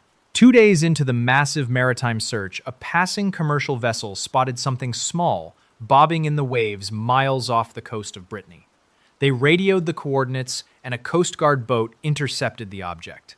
It was a small, inflatable dinghy. The crew pulled the dinghy onto the deck of the cutter and looked inside. They found a heavy, waterproof jacket that belonged to Yves Godard, some folded clothing that belonged to Camille and Marius, and a few scattered personal documents. The authorities immediately assumed the worst. Finding a drifting dinghy with personal items usually meant the primary vessel had gone down fast. They concluded that the Nick had likely struck a submerged shipping container or capsized in a sudden squall, throwing the doctor and his two young children into the freezing water. The search operation shifted from looking for a functional sailboat to a recovery mission for a tragic maritime accident. Standard protocol required the police to formally notify the next of kin. Two local police officers in Normandy were dispatched to the Godard residence in Tilly-sur-Seulles to break the news to Marie France. The officers drove through the quiet neighborhood, parked their cruiser on the gravel driveway, and walked up to the front steps. They knocked heavily on the wooden door and waited. There was no answer. They knocked again, calling out her name. The officers stepped off the porch and walked around the perimeter of the large house. They looked through the ground floor windows, but the curtains were mostly drawn. They noticed a large stack of mail sitting uncollected in the mailbox. Knowing that the husband and children were presumed lost at sea, the officers grew concerned about the wife's total lack of response. They contacted a local magistrate over the radio and requested immediate permission to force entry into the home, citing a potential medical emergency inside. The magistrate granted the request. A local locksmith was brought to the property, and within minutes the heavy locks on the front door were completely disabled. The officers drew their service weapons, pushed the door open, and stepped into the hallway. The house was dead silent. The air inside felt heavy and stale. The officers moved slowly from the hallway into the main living room, keeping their weapons lowered but ready. As they scanned the room, they stopped in their tracks. There were massive dark brown stains soaking deep into the fabric of the living room carpet. The officers immediately raised their weapons and moved down the hall toward the master bedroom. When they pushed the bedroom door open, they found the mattress completely stripped of its sheets. The wooden floorboards at the foot of the bed were covered in thick, dried pools of blood. Someone had clearly tried to wipe the blood away with towels and chemical cleaners, leaving large smeared streaks across the wood, but there was simply too much of it. The blood had seeped down into the cracks between the floorboards and splattered heavily against the white baseboards. The police backed out of the house and immediately called for a forensic team. The maritime rescue operation was instantly halted. Yves Godard had not been involved in a tragic sailing accident. He was a fugitive. The case immediately exploded into an international criminal manhunt. Interpol issued a red notice for Yves Godard, broadcasting his face and the faces of his children across every major television network and newspaper in Europe. Forensic technicians spent days inside the house in Normandy, pulling up the floorboards and taking DNA samples from the massive blood pools. The laboratory results confirmed that all of the blood in the bedroom and the living room belonged to Marie France. The French authorities realized that Yves had intentionally created a massive bait-and-switch. He used the rented sailboat and the vast ocean to make everyone believe he was dead, giving himself a massive head start to escape. Tips began flooding into police switchboards from all over the world. A hotel clerk on the Isle of Man called to say that a Frenchman, matching Yves' description, had checked into a room under a fake name, keeping his face turned away from the lobby cameras. Detectives flew out, reviewed the registry, and pulled the security tapes, only to find it was a completely unrelated businessman. A few months later, a tourist sitting on a beach in South Africa called the International Hotline.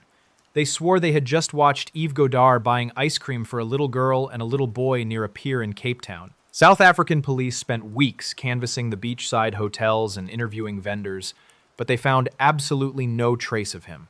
Then a bartender in a small coastal town in Scotland reported that a man matching the doctor's exact height and build had sat at his bar, ordered a whiskey in heavily accented English, and asked very specific questions about the schedules for the local commercial ferries. The police tracked down the ferry manifests and interviewed the captains, but again, the lead evaporated into nothing. The detectives checked Yves' bank accounts every single day, waiting for him to make a mistake and withdraw cash. But the accounts remained completely frozen. His credit cards were never swiped. His medical license was never used to secure work in another country. He had simply vanished off the face of the earth, taking his two children with him. The investigation remained completely stalled for nearly a year. The Godard house in Normandy sat locked and empty, collecting dust while the police chased ghosts across different continents. Then, in the year 2000, a commercial fishing trawler was operating off the coast of Brittany, dragging its heavy industrial nets along the dark ocean floor.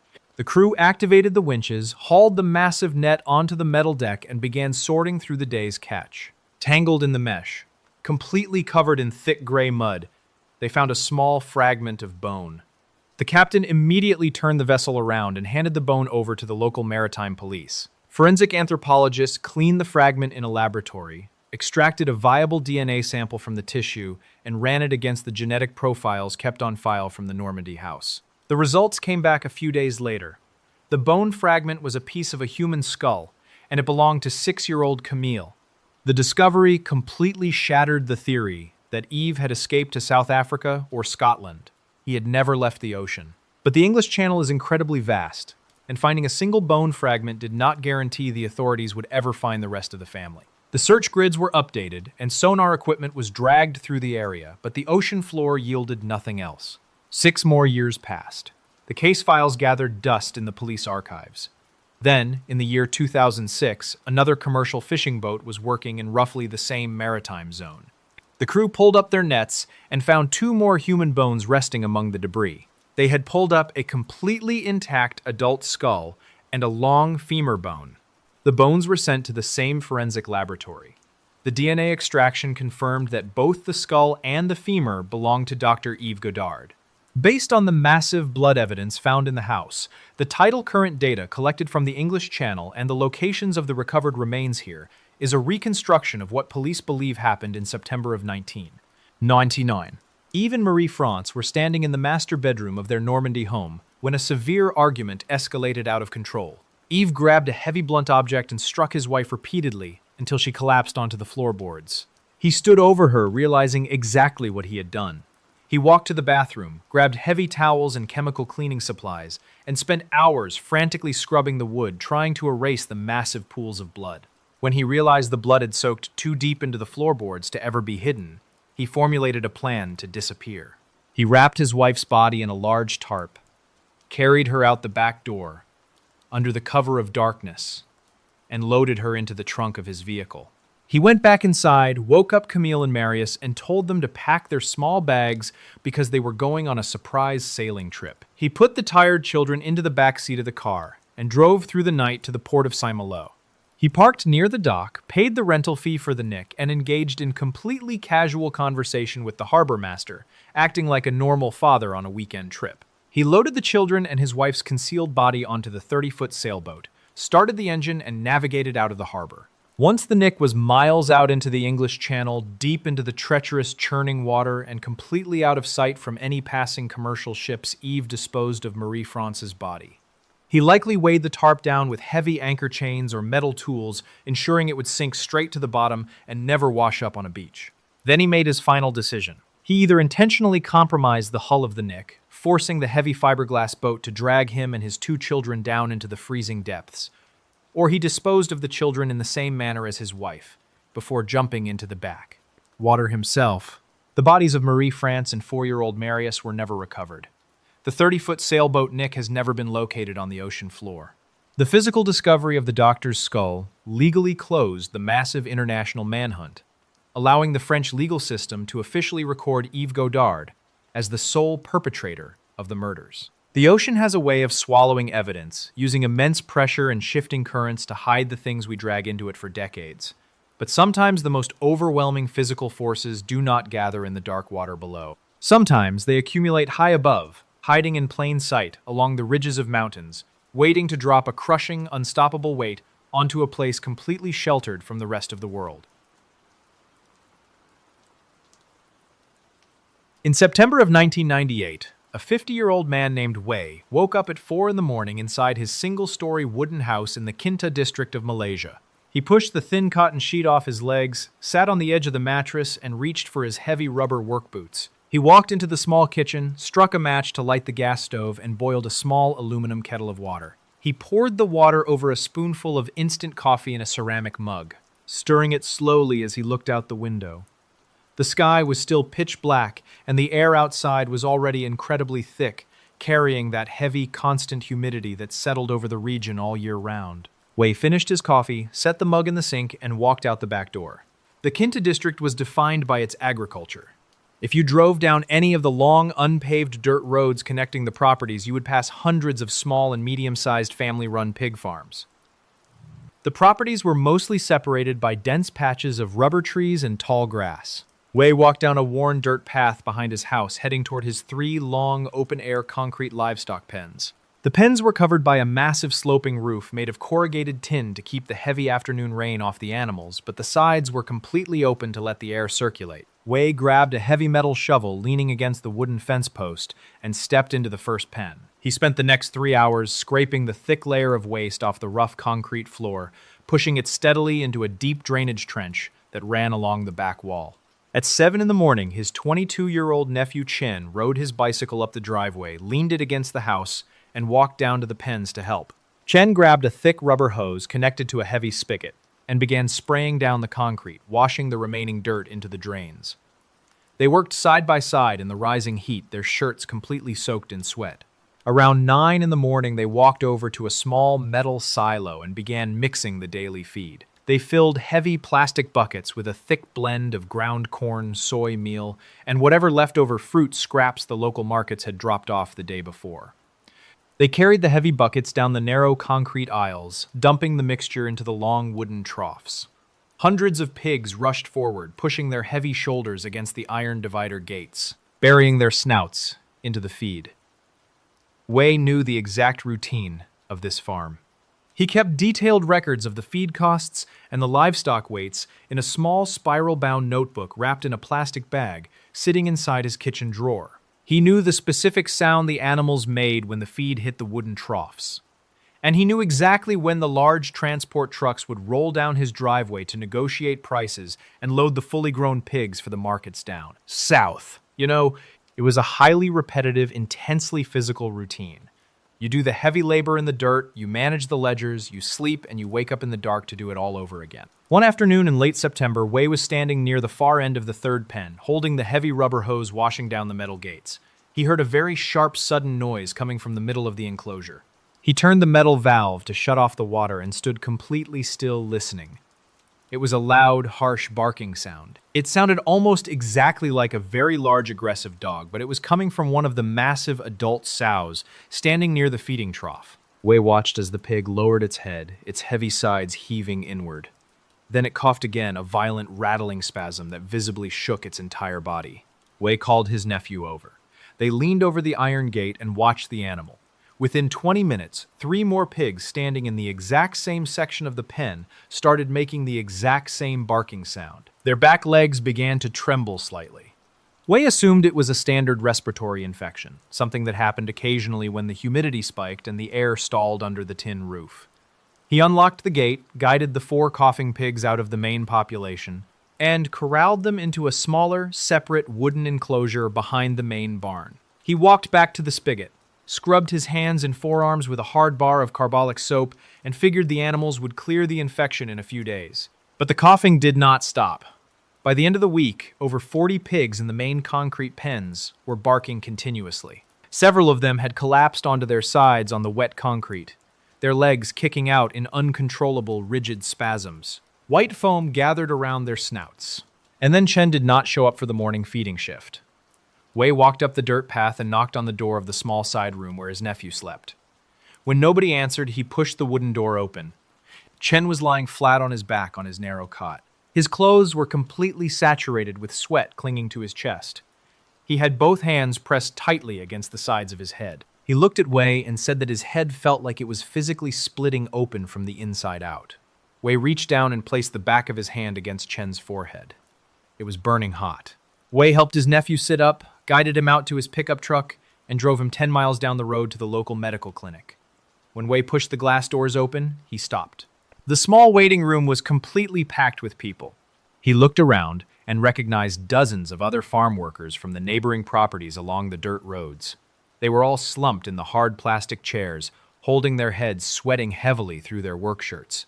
The local doctors were completely overwhelmed by the sheer volume of patients. Within 48 hours of arriving at the clinic, several of the farm workers, including Chen, lost consciousness and slipped into deep, unresponsive comas. The doctors performed spinal taps, drawing fluid from their lower backs, and realized the men were suffering from severe encephalitis. Their brain tissue was rapidly and aggressively swelling against their skulls. The National Ministry of Health immediately intervened. They dispatched teams of epidemiologists carrying heavy binders and clipboards into the Kinta district. The government doctors reviewed the clinical charts, looked at the geography of the rural farming area, and issued a formal diagnosis. They announced that the district was experiencing a severe outbreak of Japanese encephalitis, commonly known as JE. This was a documented viral infection in Southeast Asia, and it had a very specific mechanism of transmission. It was spread exclusively by mosquitoes. The government instantly mobilized a massive coordinated logistical response based entirely on this mosquito transmission theory. Large, heavy-duty military transport trucks began rolling down the narrow dirt roads of the farming communities.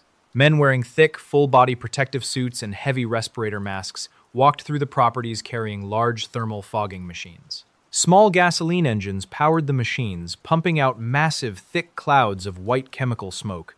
The workers aimed the nozzles high into the rubber trees, down into the drainage ditches, and completely around the perimeters of the wooden houses.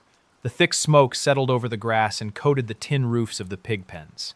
The sharp, bitter smell of the pesticide hung in the stagnant air for weeks. At the exact same time, the government erected large white canvas vaccination tents in the center of the district.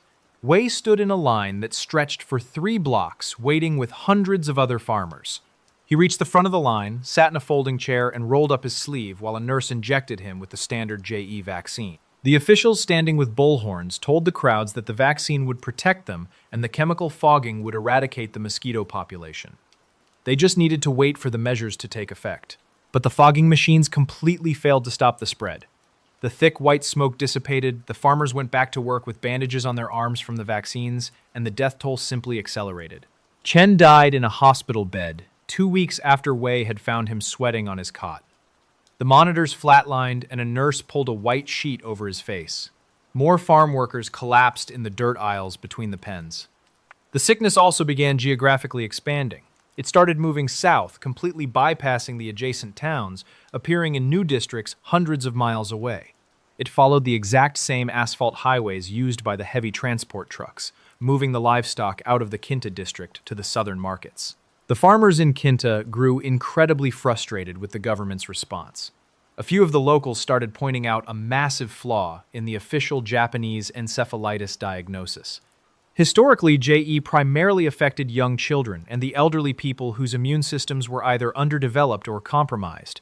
But this specific sickness was acting completely differently.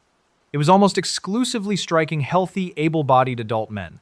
Specifically, it was only hitting the men who spent their entire day physically interacting with the pigs. The men who scraped the concrete, who carried the heavy buckets of feed, and who loaded the animals onto the metal ramps of the transport trucks. Wei pulled a visiting health official aside and pointed to his own house. He explained that his wife, who managed the household and never walked down the dirt path to the concrete pens, was completely healthy. She had not suffered a single headache despite having the exact same exposure to the local mosquito population. Meanwhile, the men wearing heavy rubber boots and long sleeves were dying in the hospital. The health official simply adjusted his glasses, made a note on his clipboard, and repeated the government mandate.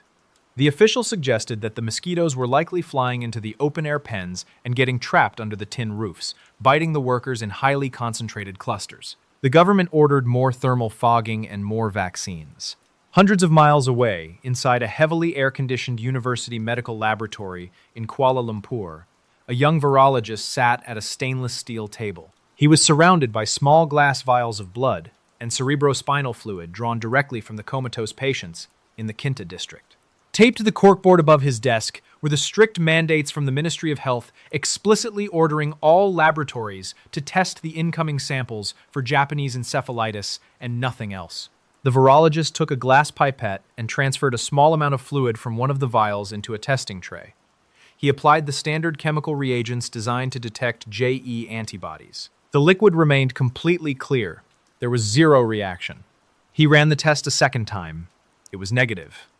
He ran a third test using a different patient's sample. Negative again. He picked up the clinical files resting on his desk. The patients were dying from massive, catastrophic brain swelling, but their blood contained absolutely no trace of the Japanese encephalitis virus. He realized the government was throwing chemicals at the trees and injecting people with useless vaccines, while the real pathogen was moving completely unchecked. He decided to ignore the strict testing mandates on his corkboard. He took the remaining patient samples and began running them against a much wider, completely unauthorized panel of infectious viral agents. He spent hours preparing microscopic slides, working late into the night, when the long rows of fluorescent lights in the adjacent hallways were shut off, and the laboratory was completely empty. He placed a prepared slide onto the stage of a highly advanced electron microscope and sat down leaning his face against the rubber eyepieces. He slowly turned the heavy metal focus knobs, bringing the image on the glowing green monitor into sharp relief. The physical structure floating on the screen did not look anything like Japanese encephalitis. It did not match the profile of any known mosquito-borne illness. He looked at the pleomorphic shape wrapped in a lipid envelope and studded with specific glycoprotein spikes. It belonged to an entirely different classification, the paramyxovirus family. He pulled a heavy, thick reference textbook off his shelf and compared the glowing image to the photographs on the pages. The structure closely mirrored the Hendra virus, an incredibly rare and deadly pathogen previously isolated in Australia. He hit the print button on the console, gathered the black and white images sliding out of the machine, bundled them with his raw testing data, and placed them directly on his superior's desk the next morning. He had definitive proof. The government had spent weeks fighting a phantom disease. This was a completely novel, highly aggressive, and highly lethal virus, and it had absolutely nothing to do with mosquitoes. Based on the young virologist's laboratory data, the exact geographical tracking of the southern transport routes, and the subsequent veterinary field studies conducted inside the farms, here is a reconstruction of what initiated the outbreak. In the dense northern forests of the country, heavy commercial logging operations and decades of aggressive deforestation had systematically destroyed massive tracts of timber. The heavy canopy fell, forcing large established colonies of fruit bats to migrate south in search of new stable food sources. These specific bats carried a naturally occurring virus in their saliva and their droppings, but their immune systems suppressed it, so they never showed any physical symptoms. A massive colony of these displaced bats eventually settled in the branches of the tall mango and papaya trees, growing directly above Way's farm, and dozens of other open-air pig enclosures in the Kinta district. At night, the bats hung upside down from the branches in the dark, biting into the ripe fruit. Their virus-laden saliva mixed deeply into the flesh of the mangoes. A bat took a few bites, lost its grip, and dropped a half-eaten mango. The fruit fell through the heavy, humid air, hit the edge of the corrugated tin roof, and rolled down onto the rough concrete floor of the pig pen below. The next morning, an adult pig walked over, sniffed the fallen mango, and chewed it up. The virus entered the pig's digestive tract and rapidly crossed into its bloodstream. The pathogen aggressively targeted the animal's respiratory system, causing severe acute inflammation in the lungs. This triggered the violent barking cough. When a farm worker like Chen walked into the enclosure, holding a rubber hose or carrying a heavy bucket of feed, the pig stood mere feet away and coughed. Microscopic aerosolized droplets of virus-heavy saliva and mucus shot out of the pig's snout, remaining suspended in the stagnant, humid air under the tin roof. Chen took a breath, inhaling the invisible droplets. The virus coated his nasal passages, entered his system, and immediately traveled to his brain, causing the massive swelling. The virus had successfully jumped from the migrating bats into the livestock, and finally into the human workers standing on the concrete. The Malaysian government was forced to completely abandon their mosquito eradication campaign. They realized the only way to sever the chain of transmission was to permanently eliminate the intermediate host. The military returned to the Kinta district with entirely different orders. Heavy diesel-powered excavators drove onto the properties, their massive metal buckets digging deep, long trenches into the red clay. Soldiers wearing thick, white hazmat suits and heavy respirators marched onto the farms. They drove the pigs out of the concrete pens and into the deep trenches. The sharp, rapid sound of rifle fire echoed across the district for days. Wei stood on his small wooden porch, watching as the soldiers dumped heavy bags of white lime powder over the carcasses in the trenches. The farm he had carefully built and maintained over 20 years, the exact routine he had perfected, was completely destroyed in a single afternoon. He walked back inside and sat down in his quiet kitchen. The drastic culling measures eventually contained the outbreak, but the final medical logs recorded a staggering cost. 105 people died from the massive brain swelling. The military systematically shot and buried over 1.1 million pigs across the country to stop the spread. The newly discovered pathogen was officially registered in global medical journals as the Nipah virus, named directly after the specific village where the very first virological isolate was drawn from a patient's spinal fluid. The final data showed the virus carried an astonishing 40% fatality rate in humans. A microscopic, invisible sequence of events falling quietly from the branches in the dark can completely dismantle an entire region before anyone even understands the mechanism of their destruction. But sometimes, a community is not dismantled by a random, accidental biological spill. Sometimes a lethal threat is carried directly through a front gate by someone holding a very specific, carefully measured container, walking right into a place where people are just trying to sit down and eat. On the night of April 3rd, 1997, a 22-year-old university student pushed open the heavy wooden door of a fast food restaurant bathroom. He walked over to the porcelain sink, turned the metal handle, and put his hands under the running water. The sound of the busy street traffic outside was completely muffled by the thick walls. He grabbed a brown paper towel, dried his hands, and tossed it into the plastic bin. He glanced up at the mirror above the sink. Reflected in the glass, he noticed two teenagers standing behind him in the shadows near the back stalls. He turned around to walk out, and the shorter teenager lunged forward, raising his right hand. But before we get into today's story, if you're a fan of the strange, dark, and mysterious delivered in story format, then you've come to the right place, because that's all we do. And we upload 2, 3, even 4 times every week. So if that's of interest to you, please invite the like button over for a very expensive multi-course dinner at a high-end restaurant. And right before the check arrives, excuse yourself to use the restroom. Climb out the small window above the sink, and leave them sitting there alone with the bill. Also, please subscribe to our channel and turn on all notifications so you don't miss any of our weekly uploads. Okay, let's get into today's story. In the spring of 1997, the city of Seoul, South Korea, was moving at an incredibly rapid pace. Construction cranes covered the skyline. New high-rise apartment buildings went up every few months, and the sidewalks were constantly packed with people. The Itaewon district sat right in the middle of all this expansion. It was a massive commercial hub with hundreds of neon signs stacked on top of each other, projecting bright pink and blue light onto the pavement. The area bordered a very large United States military base, so the crowds were a heavy mix of local university students, foreign tourists walking with cameras, and off-duty soldiers looking for a place to eat. You could smell roasted meat and fried food from the street stalls, mixing with the heavy exhaust from the city buses. Loud pop music bled out from the open doors of the bars and clothing shops. People bumped shoulders as they walked, moving in large groups from the subway stations to the commercial strips. Cho Jung-pil was a 22-year-old student at Hongik University, and he spent most of his time just trying to keep up with his heavy coursework. He was the youngest of 4 children, and his parents poured a massive amount of their resources into making sure he got a solid education. Cho carried a thick canvas backpack, completely stuffed with heavy engineering textbooks. He spent his afternoons sitting in cramped library cubicles, taking notes under fluorescent lights, and drinking instant coffee to stay awake. He mostly kept to himself and his small circle of friends from his study groups. He did not go out drinking at the bars, he did not stay out late, and he always made a point to find a payphone to call his mother if he knew he was going to miss a family dinner.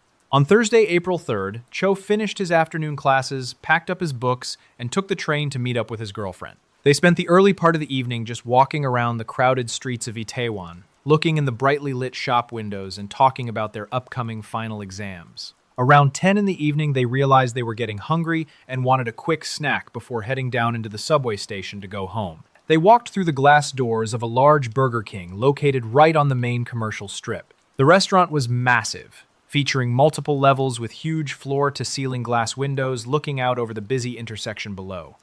The place was absolutely packed. Teenagers and young adults sat in the plastic booths, eating fries, laughing, and talking over the loud pop music playing from the speakers mounted in the ceiling.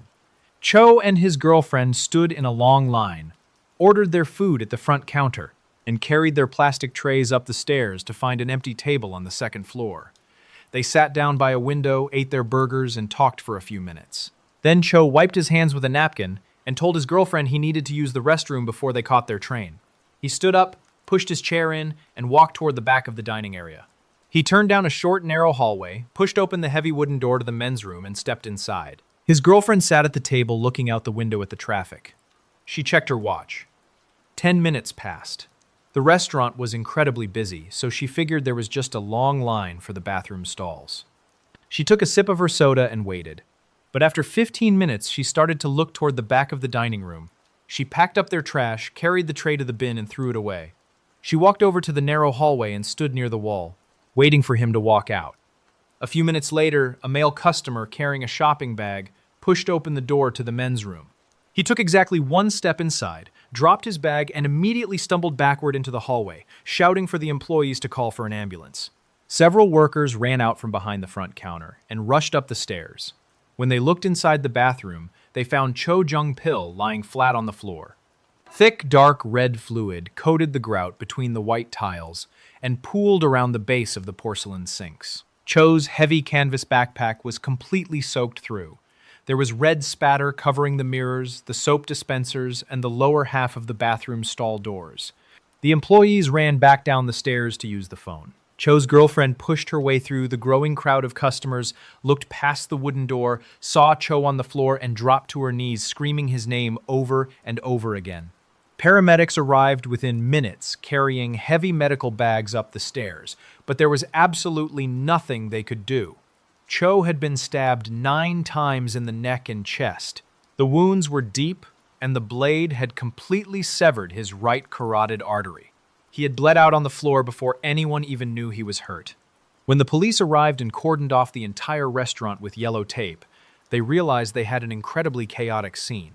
The restaurant had been full of dozens of people, but nobody had heard any screams or sounds of a struggle coming from the bathroom because the heavy wooden door and the loud music in the dining area completely masked the noise.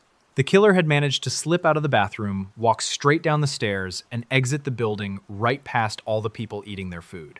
The detectives immediately began canvassing the immediate area.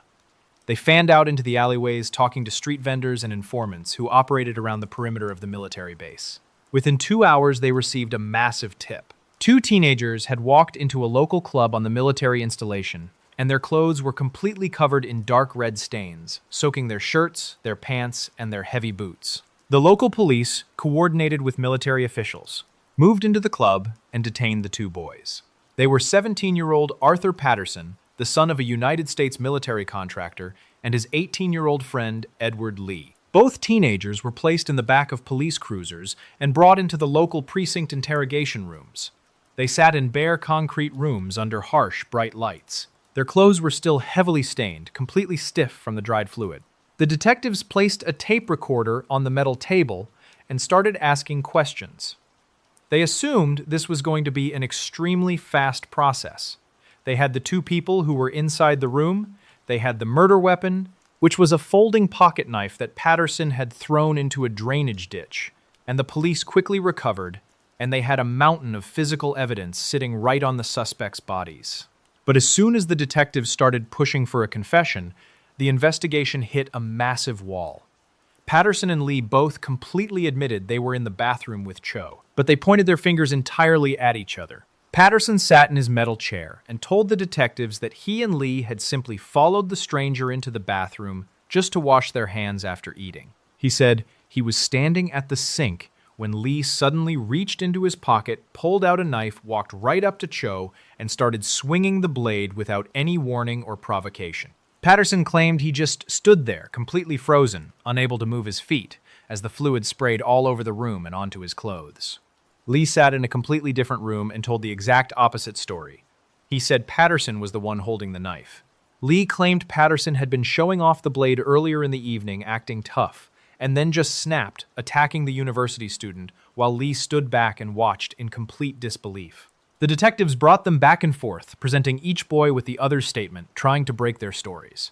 In a situation like this, investigators expect one person to eventually slip up, contradict their own timeline, or fold under the pressure. But neither teenager backed down. They had a classic prisoner's dilemma.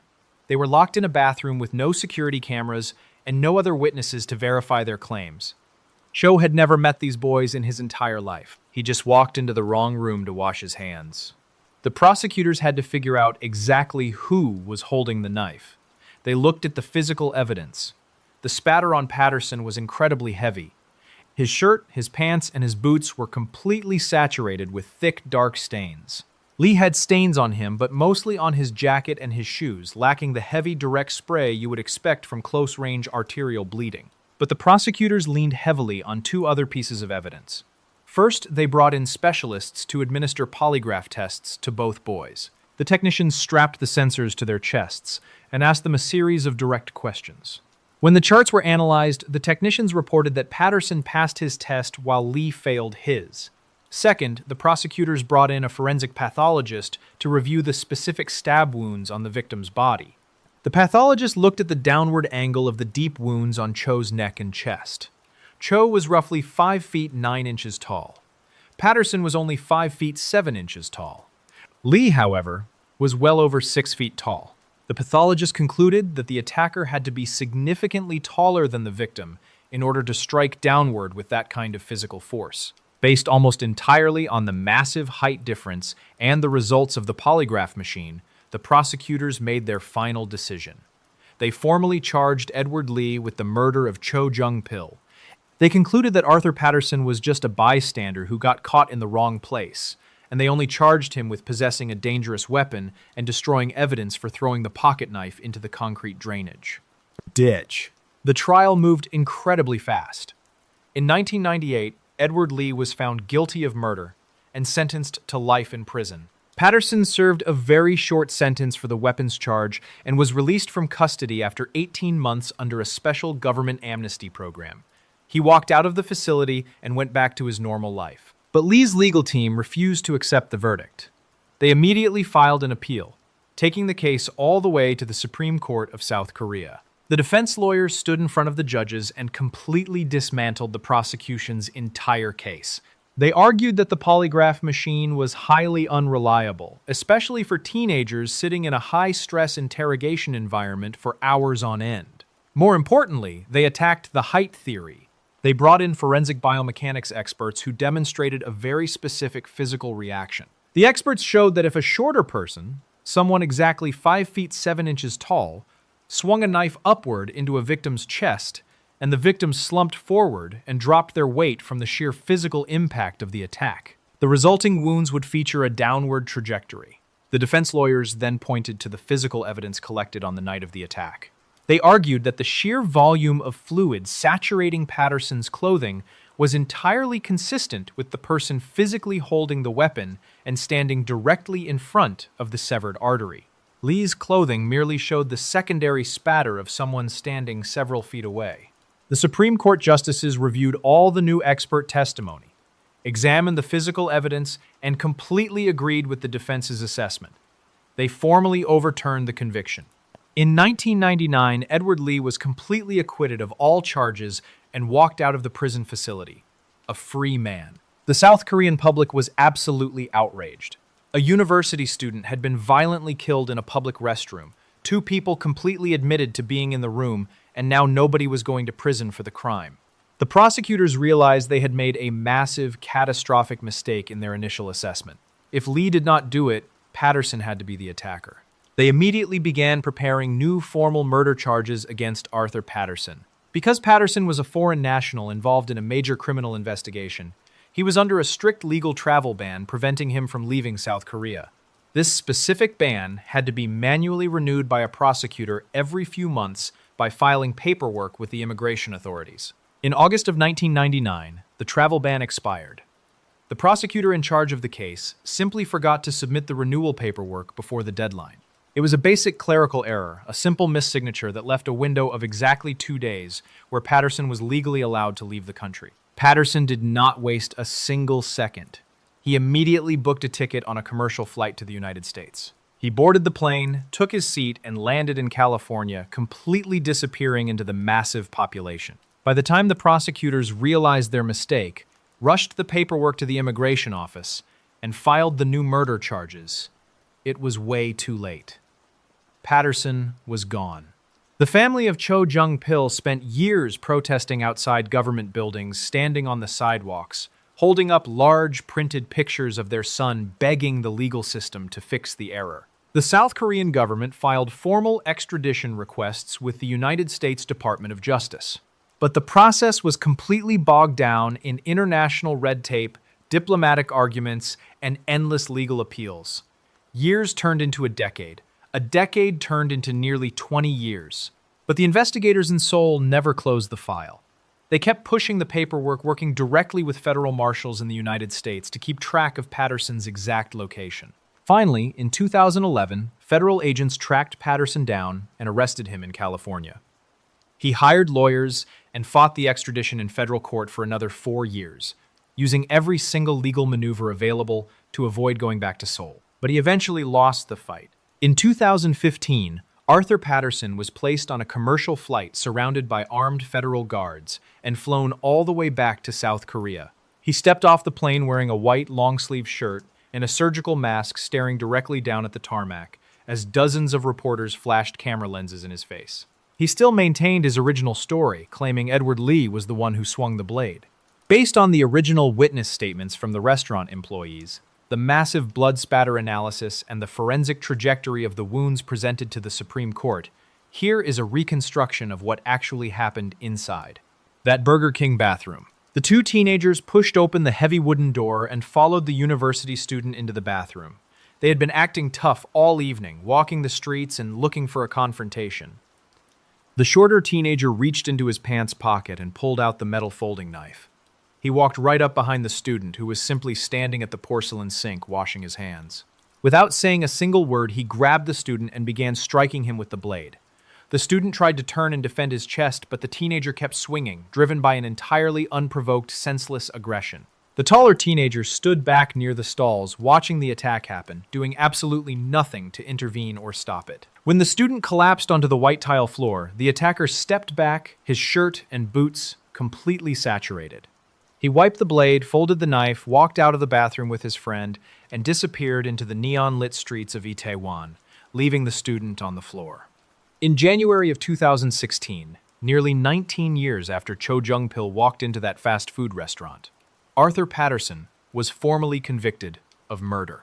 Because he was a minor at the time of the crime, he received the maximum statutory sentence of exactly 20 years in a prison facility. Edward Lee was not retried due to double jeopardy laws, but he took the stand and testified directly against Patterson during the final trial. Sometimes, the justice system gets caught up in a single flawed theory, allowing someone to simply board a commercial flight and cross an ocean to avoid facing the consequences of their actions. But other times, the ocean itself is used as the ultimate hiding place, swallowing up entire families and leaving investigators standing on the shoreline, staring out at the water, waiting for the currents to wash the answers back onto the moan. Beach. In late